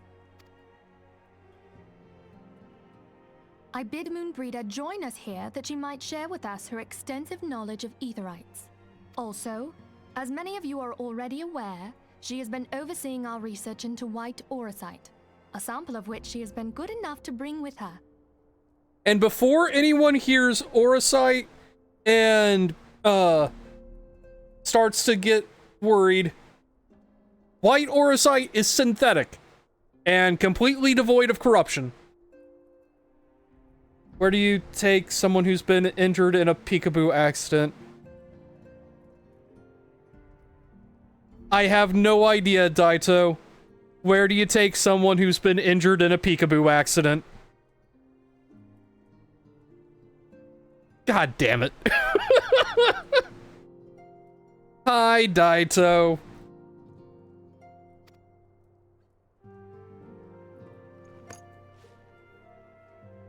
Well, I had to come, didn't I? You'd have to be bloody daft to turn your nose up at a chance like this. Where better to conduct my final tests than a land so steeped in ether you can taste it? 'Tis plain the passage of the years hath done little to dampen thy youthful spirits, and nothing at all to reform thy youthful manner.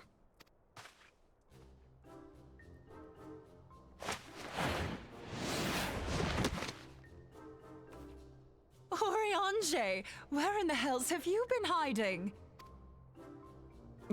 Unhand me. Be next. I come all this way, and that's what you have to say to me. I much preferred when you were pleading with me to drop everything and hurry to your side. What was it you said? None save thee can satisfy this need. Go on.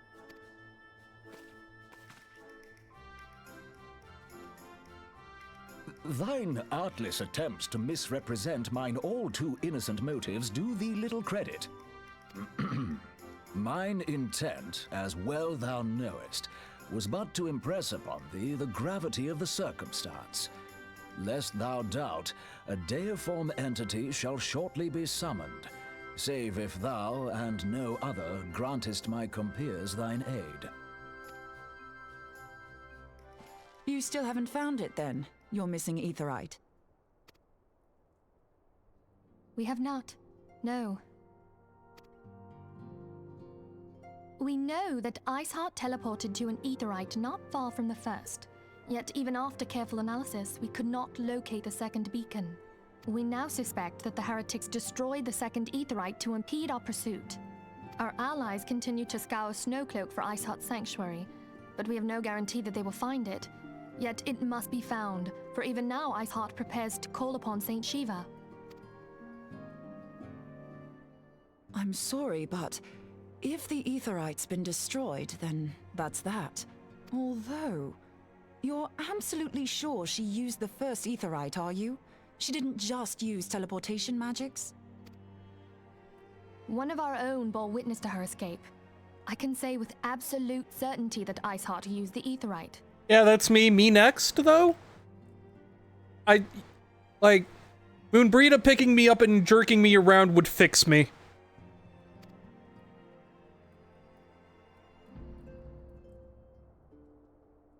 In that case, there might be a way, so long as the ethereal current is still flowing. Truly? How? We use the current to recreate the beacon. As you know, aetherites are a bit like lighthouses. We use them to reconstitute our physical forms when crossing the ethereal sea. Without them, we'd lose all sense of direction and our essence would dissipate. However, we don't rely solely on these beacons. There are currents of ether which flow between them, currents which help guide us to our destination. Now, these currents will gradually dwindle away to nothing if an aetherite is destroyed. But if even a sluggish flow remains, we could theoretically use it to direct a surge of concentrated ether towards the void left by the beacon, and thereby fill it up again. Like opening the floodgates to fill a dry riverbed. Though, correct me if I'm wrong, but would we not need a veritable reservoir of ether? In concert, we might manage to channel a sufficient volume, yet that is not my chief concern. To direct the flow of so great a volume of ether with the requisite precision would be a nigh impossible task in itself. I barely succeeded in facilitating travel to an unattuned beacon. That which you describe sounds considerably more difficult.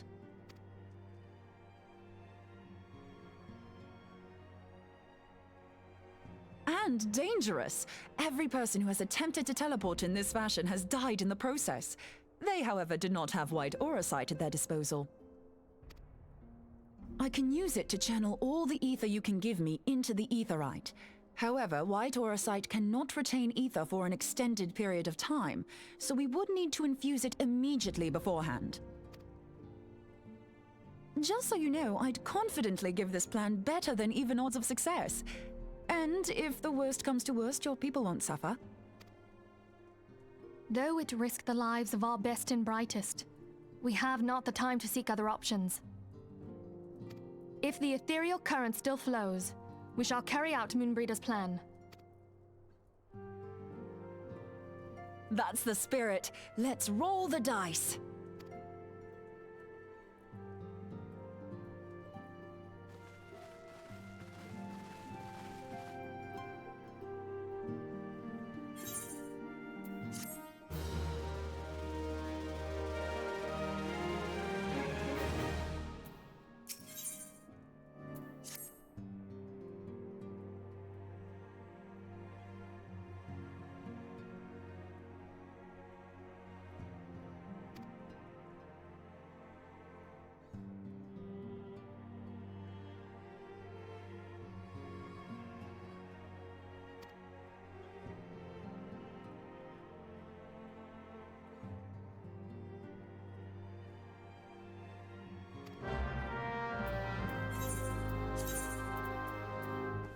We're going back to Kurthus. Let me put my ice gear back on.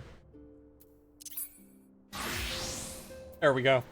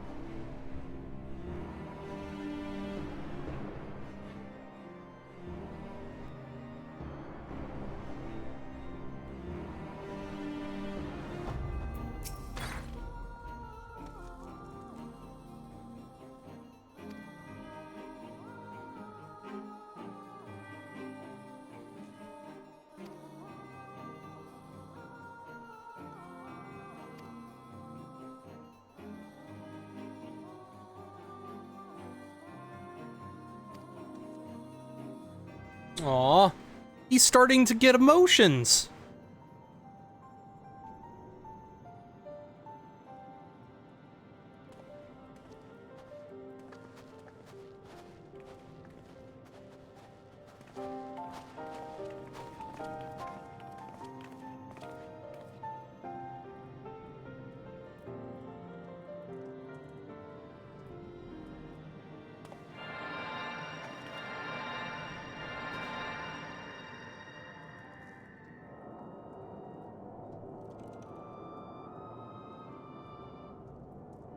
Because he is currently still a little shit.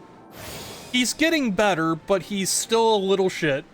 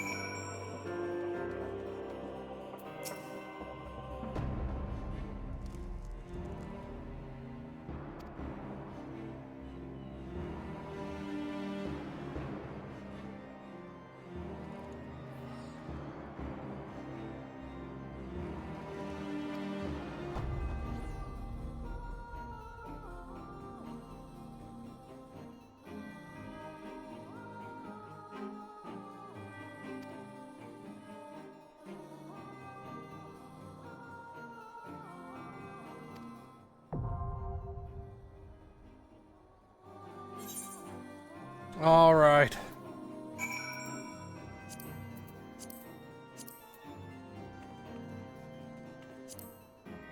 The final story required, wait.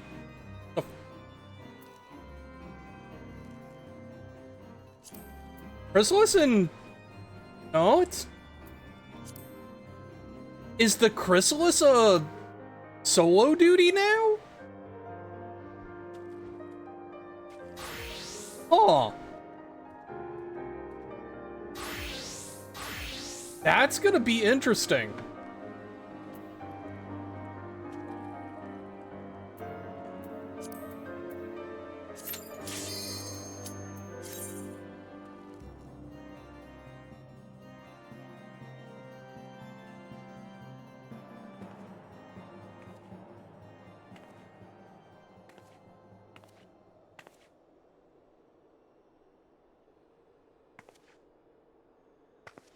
You should never have come here, warrior of light.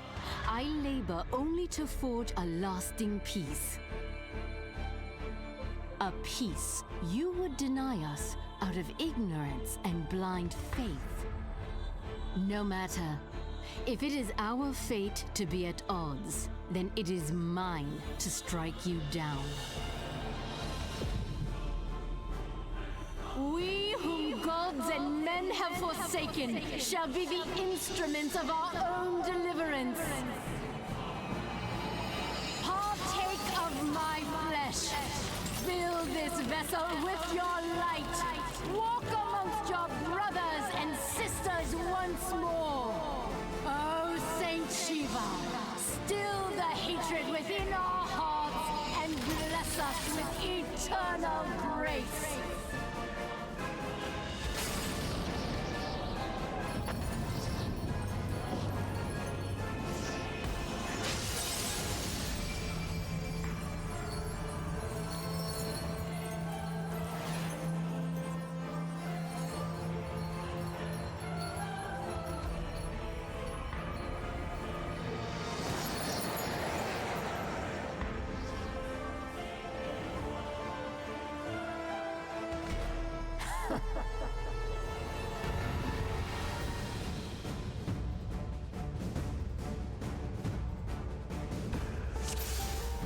So, if Good King Mogglmog was where Soken was starting to be allowed off his leash, and Ramuh was where he started really coming into his own, this is where Soken becomes the Soken we know. Just with the entire design of this fight and how the music is woven into it.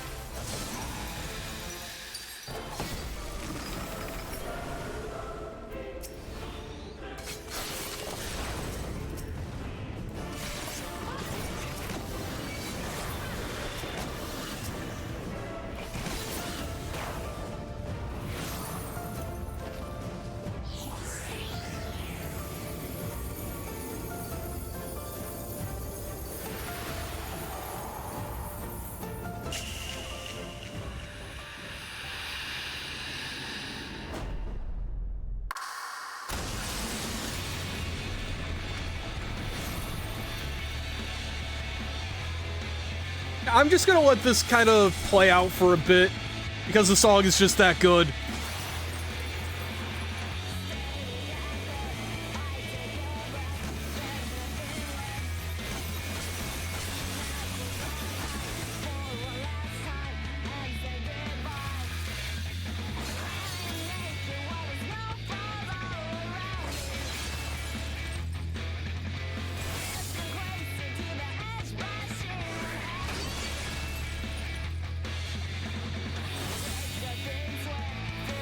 I just love the sheer difference in tone between the songs here.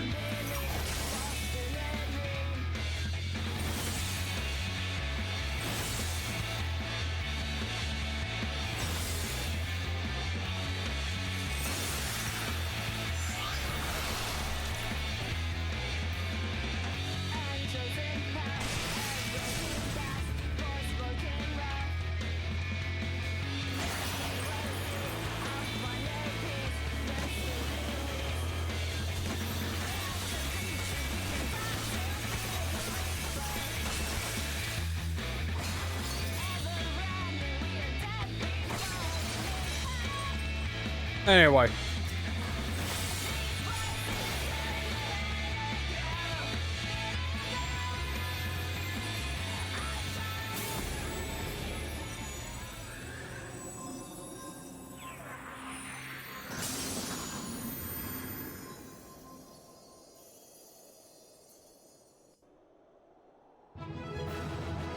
And the mount you get for the extreme is the first mount I would say is actually worth it.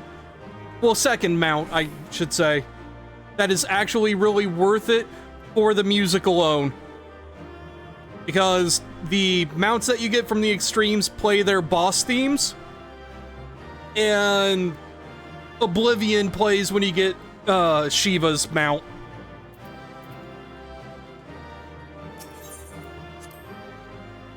Also, name of the song is Oblivion.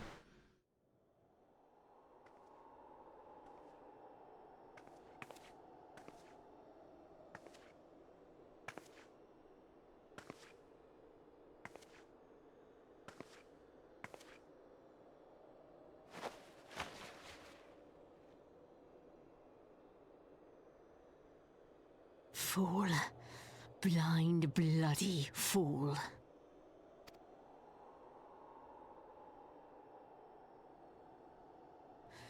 You, of all people, should understand the suffering war begets. That no sacrifice is too great if it brings an end to the violence. Mine is the righteous cause. You fight in a war you do not understand. A pawn of liars and schemers. And they are no less ignorant than you, following the creed of their fathers without question, never thinking to ask why.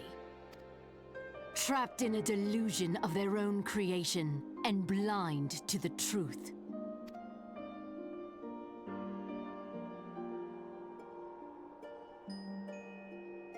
Warrior of Light, redemption is not beyond us. It's going good. We who walk before may lead those who walk after. As you can tell, I am wearing the most weather-appropriate outfit for, you know, fighting the Ice Primal. Seek the Keeper of the Lake. See with eyes unclouded.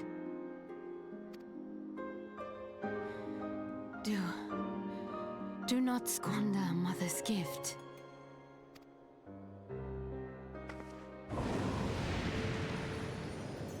Hear, feel, think.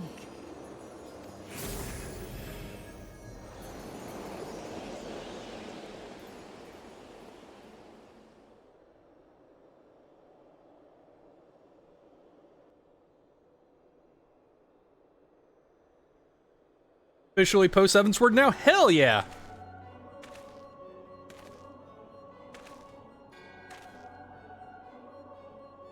And so the vessel withdraws, a predictable outcome. Nevertheless, La Habrea will be pleased. How unfortunate.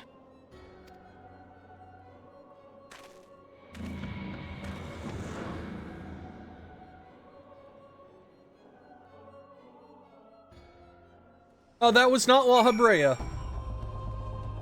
Nope.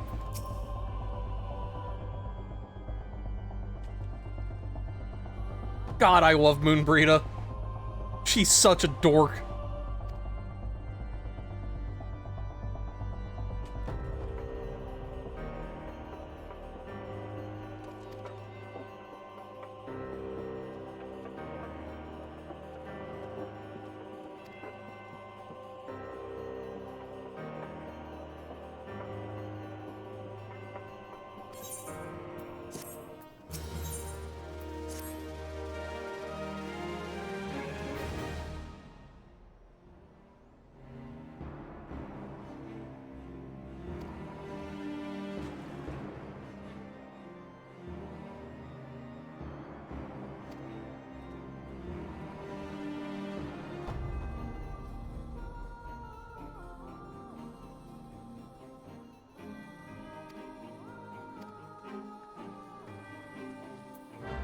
I wish that she just starts rattling off all these side effects, like, you know, you're not going blind or anything, huh? You know, tail didn't fall off, good.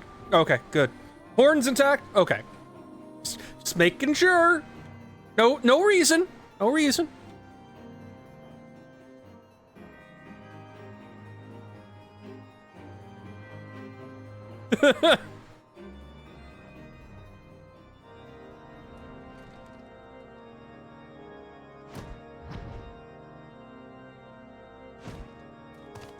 There we go.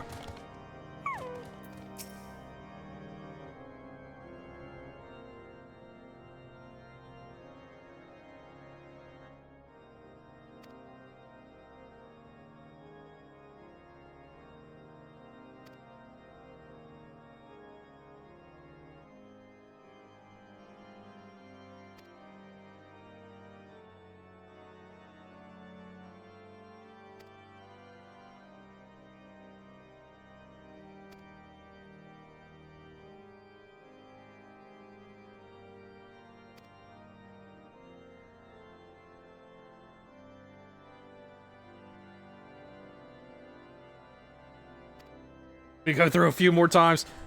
Gotta get that mount. Gotta get her horse.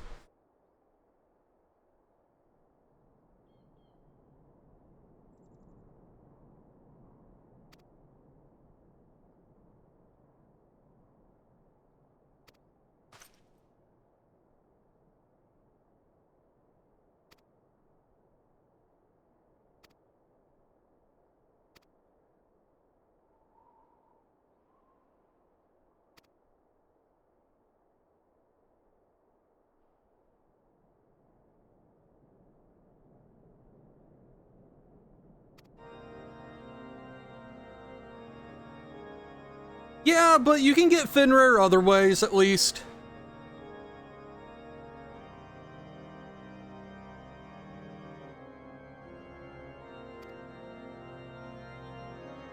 My bikini makes you cold?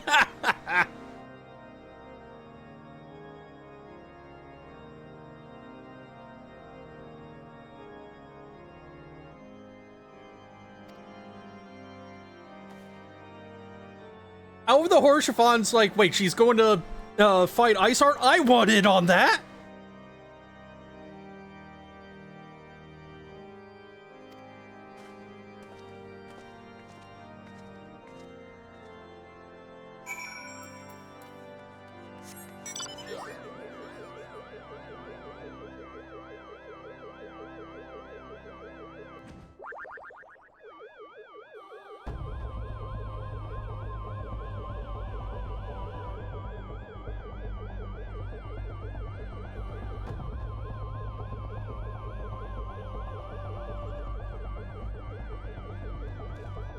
Yeah, that doesn't shock me any. Probably had a text box to fill out, so they embellished.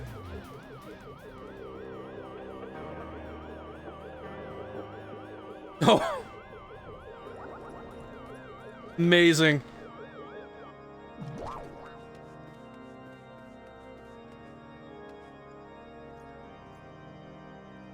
I mean, it wouldn't shock me, Nyx. Yeah, I'm not sure if Twitch is having any problems, Terminus, but I've not had any problems on my end, so, like, I'm just wondering if it's not your net, unfortunately.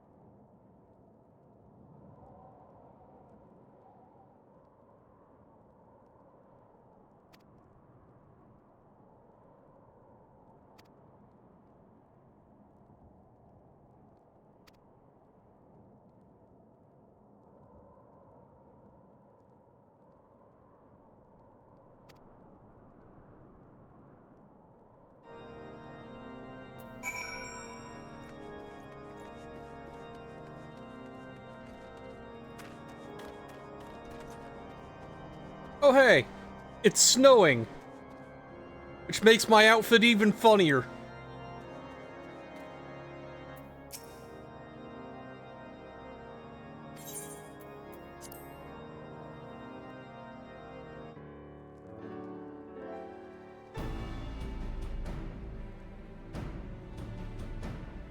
On behalf of the Holy See of Ishgard, allow me to express my deepest thanks.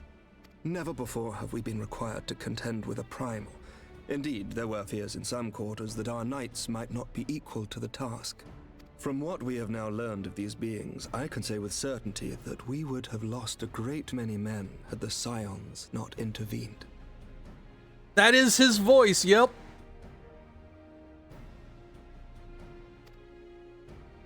Then the argument for preemptive action should be self-evident. Perchance now you will reconsider my proposal that Ishgard move against Natalan. Ere we first met, a similar proposal was tabled, but the Holy See decreed that we were to observe, and that military action should be taken only in self-defense. All things considered, it was not an unreasonable decision. Since the calamity, 2 vigils have fallen to the Horde, while Garuda has never shown any inclination to storm the gates of judgment. Which is why this unprecedented crisis and its resolution may prompt a change in policy. You who have faced these primals know well the threat they pose. Ishgard did not. Not until now. And there is naught like a brush with death to change a man's outlook. At the very least, this should silence any lingering objections to our arrangement with Revenant's Toll. The Holy See may even feel moved to grant us its formal endorsement.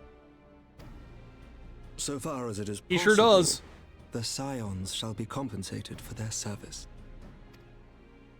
We should be grateful for any aid you can provide. As a gesture of good faith, I shall withdraw my previous request.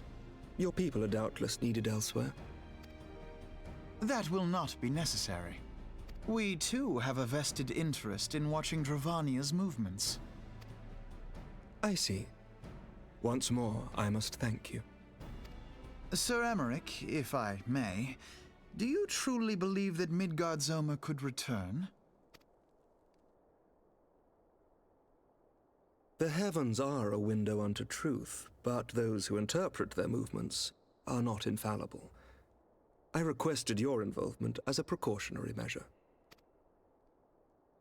But of course, you sought an excuse to compensate us from the first, mindful of what would happen if Revenant's Toll were taken by your enemies. Ishgard is not wont to aid its neighbors, but that does not preclude it from manipulating them to serve its own interests. Choose your next words carefully.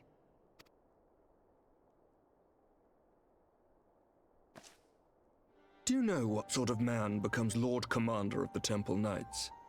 One who comes from good stock. I did not. Yet here I am now. Why do you suppose that is? Because I swiftly learned to tell the difference between words, deeds, and beliefs. You are correct, Master Leveilleur. Ishgard desires to see Revenant's Toll flourish, as it would present a troublesome obstacle to our enemies from the south. We are so glad to be of use to you. As we are to you. Ours is a mutually beneficial arrangement, lest we forget, one born of necessity. The dragons grow more restless by the day, and the heretics harry us nigh without cease. We have contended with such troubles for centuries, but there are limits to even our endurance. Yet as a pauper is loath to part with his meager possessions, the leaders of Ishgard are not wont to render up their trust to outsiders. But with perseverance on our part, they may yet be made to see the light. Nevertheless, one must take care when walking the road less traveled. Wise words, Sir Emmerich. I shall make a point to remember them. I must apologize for my earlier outburst. I hope it will not sour our good relations. Not at all. You but spoke from the heart. I trust you understand that at times my duties may prevent me from meeting with you.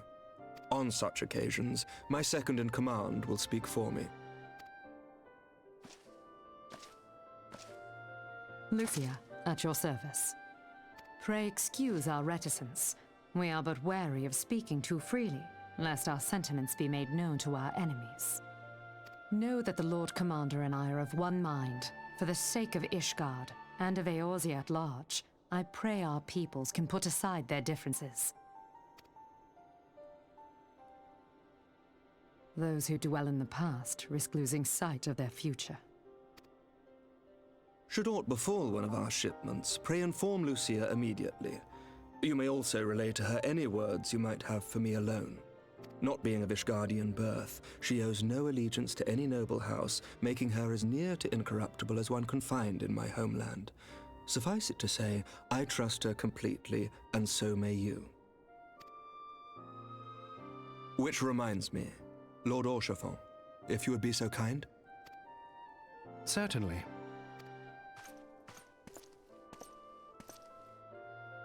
In times such as these, trust is ever in short supply. Mayhap this will go some way to rectify the problem.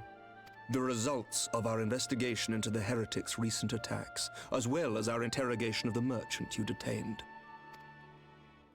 Sir Emmerich, I cannot thank you enough.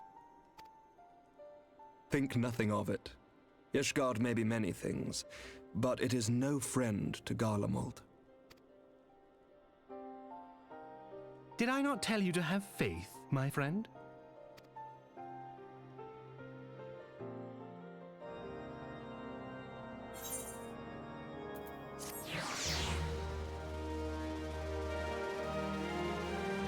I'm just noticing a thing in my chat window where someone named Awkward Person leveled up. I love that name. I hope they're doing okay.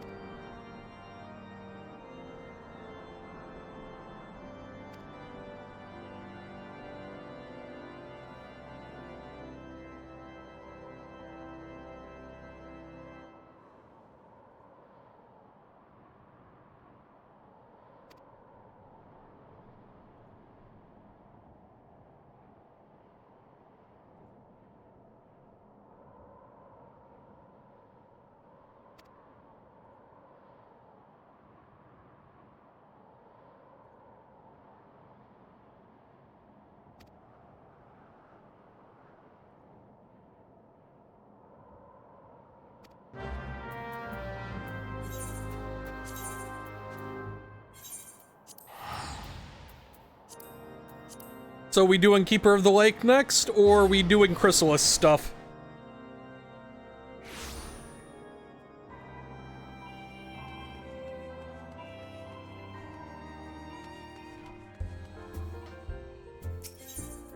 So, you gotta keep in mind that when the tribes like the Amalja, Kobold, Sahagin, and Ixal were conceptualized, that was very much back when 14 was effectively a sequel to 11.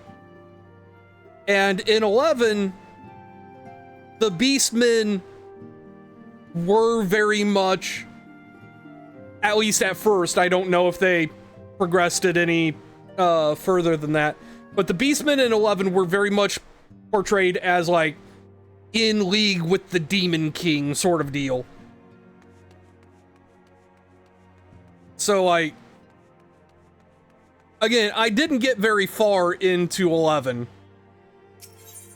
but I remember, like, the people of Anadiel and then the Beastmen were in, like, this centuries-old blood war or something. So, like, the fact that you can actually, like, get reputation with the Beast tribes in Realm Reborn is a step up to how they were portrayed in 11. Completely reinstall Firefox. Oof.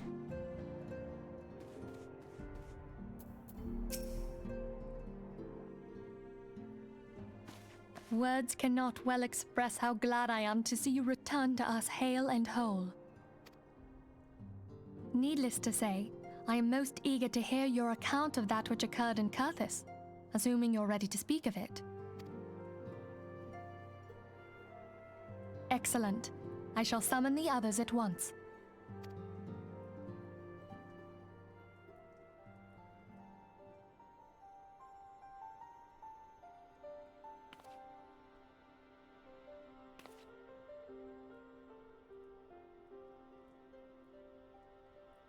I Iceheart used her own body as a vessel for a primal soul? Master Louisoir's writings make no mention of such a possibility. Can we be certain this entity was a primal? As certain as we can be that good King Mogulmog the 12th was a primal, I should think. Both were ostensibly summoned. Let's not quibble over definitions. Of more concern is the implication that Iceheart retained her will, even after she was possessed. We are talking about a mortal, wielding the power of a primal. It can't possibly be that easy, can it? There must be some sort of sacrifice required. Or maybe she's just special? What qualities this woman possesseth, I know not. But full sure am I that she was groomed for this role. Few are privy to the secrets of summoning, and but a single party standeth to profit.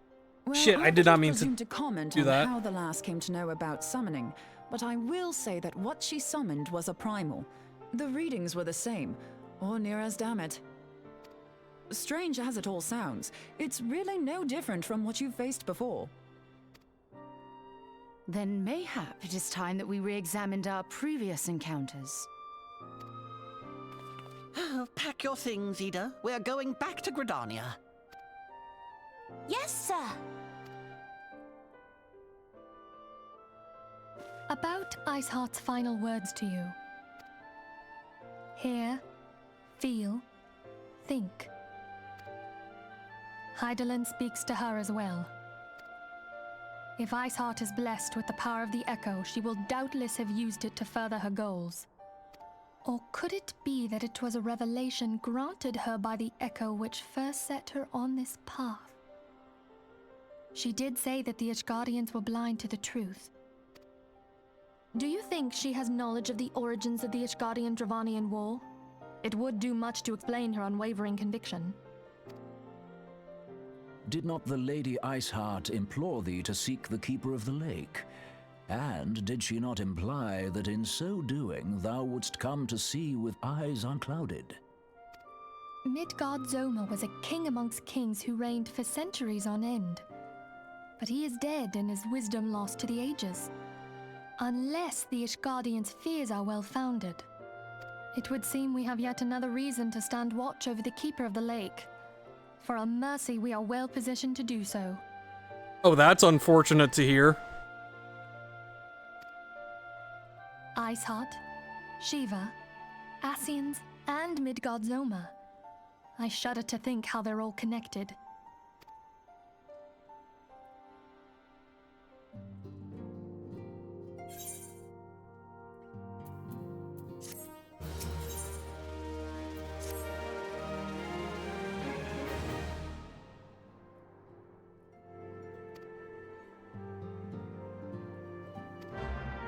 Okay. I need to put pants on for this, though.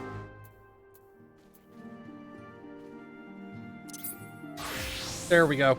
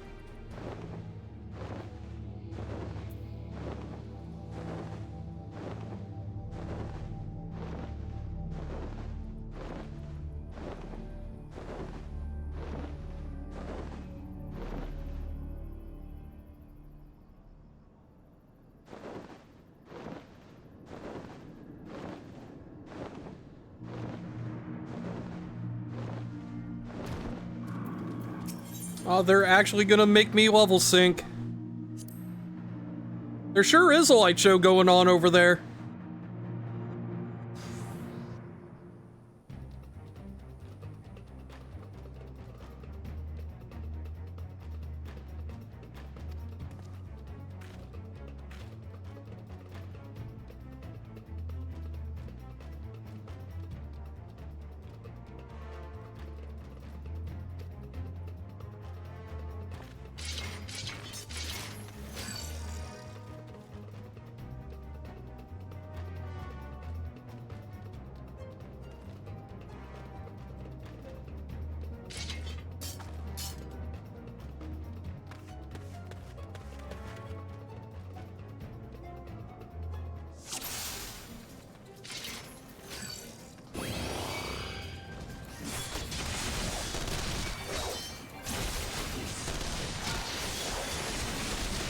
Yes.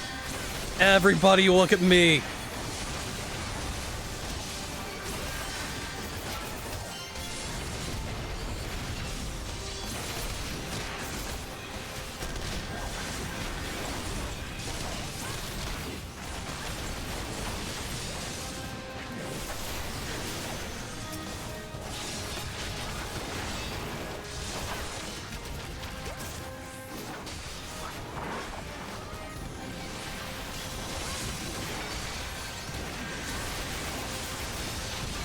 Must have all the aggro.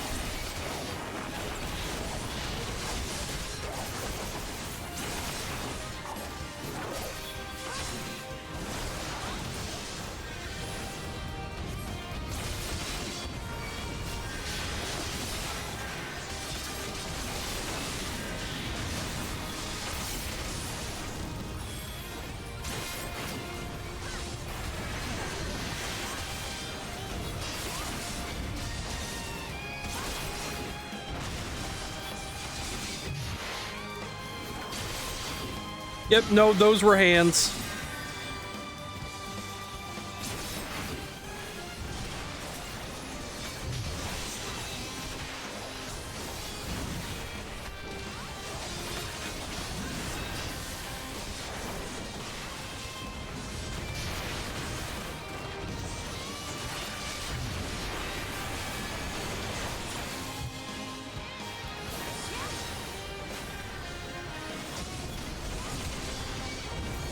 I love that I have taken on so much of the aggro that the NPCs are just free to wail on her to the point that she has to stay at 1 HP for this long.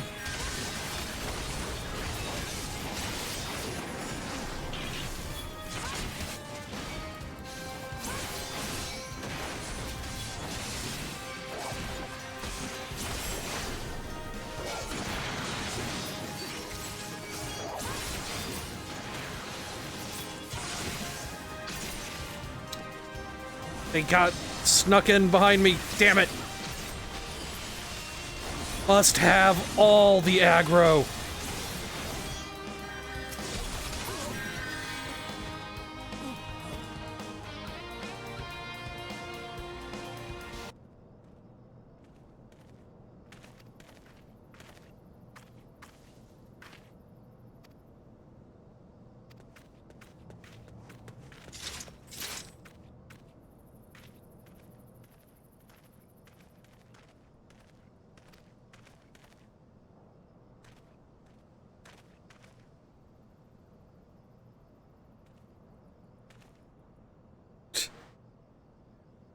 They pushed us, huh? Or like, I wiped the floor with a Millbird.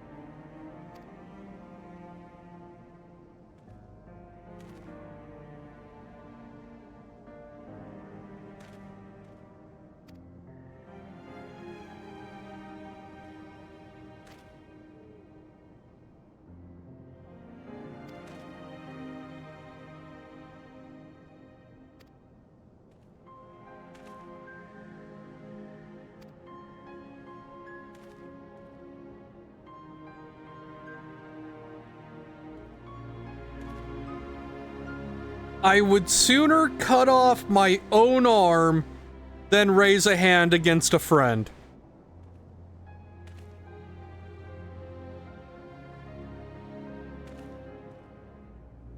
I would sooner cut off my own arm than raise a hand against a friend. What a nice guy, this Ilberd.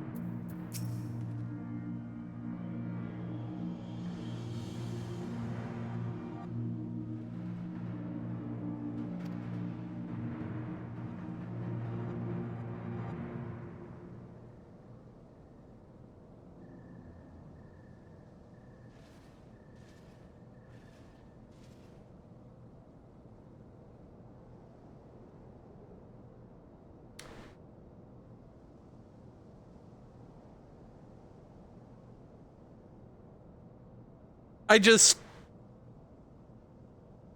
need this screenshot framed on my wall.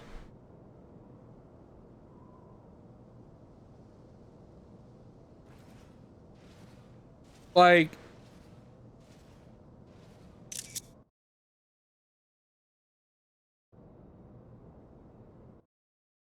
hang on 1 second.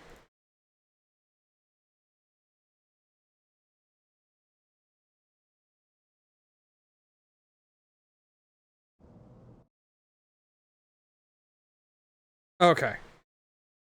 I have saved a screenshot.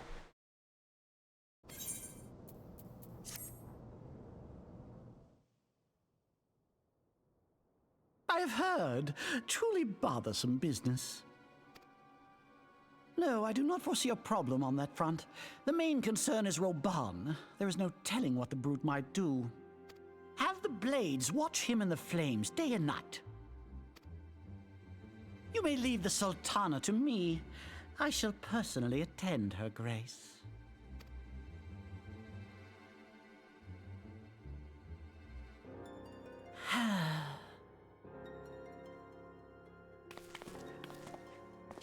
Sever one of the East Aldenard trade routes. That ought to keep Lolorito occupied for a while.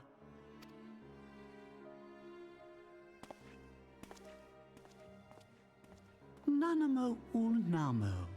For my sake, pray be a good little Sultana to the last.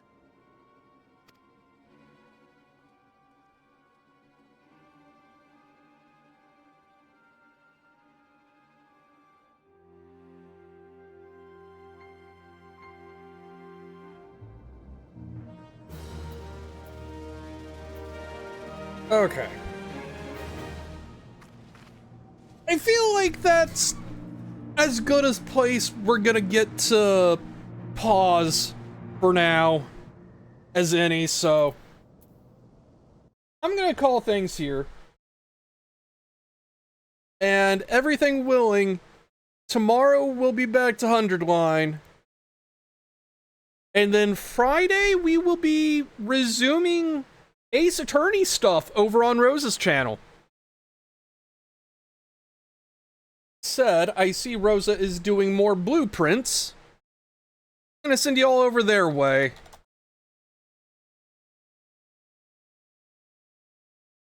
Okay. Anyway, thank you all for coming in and hanging out.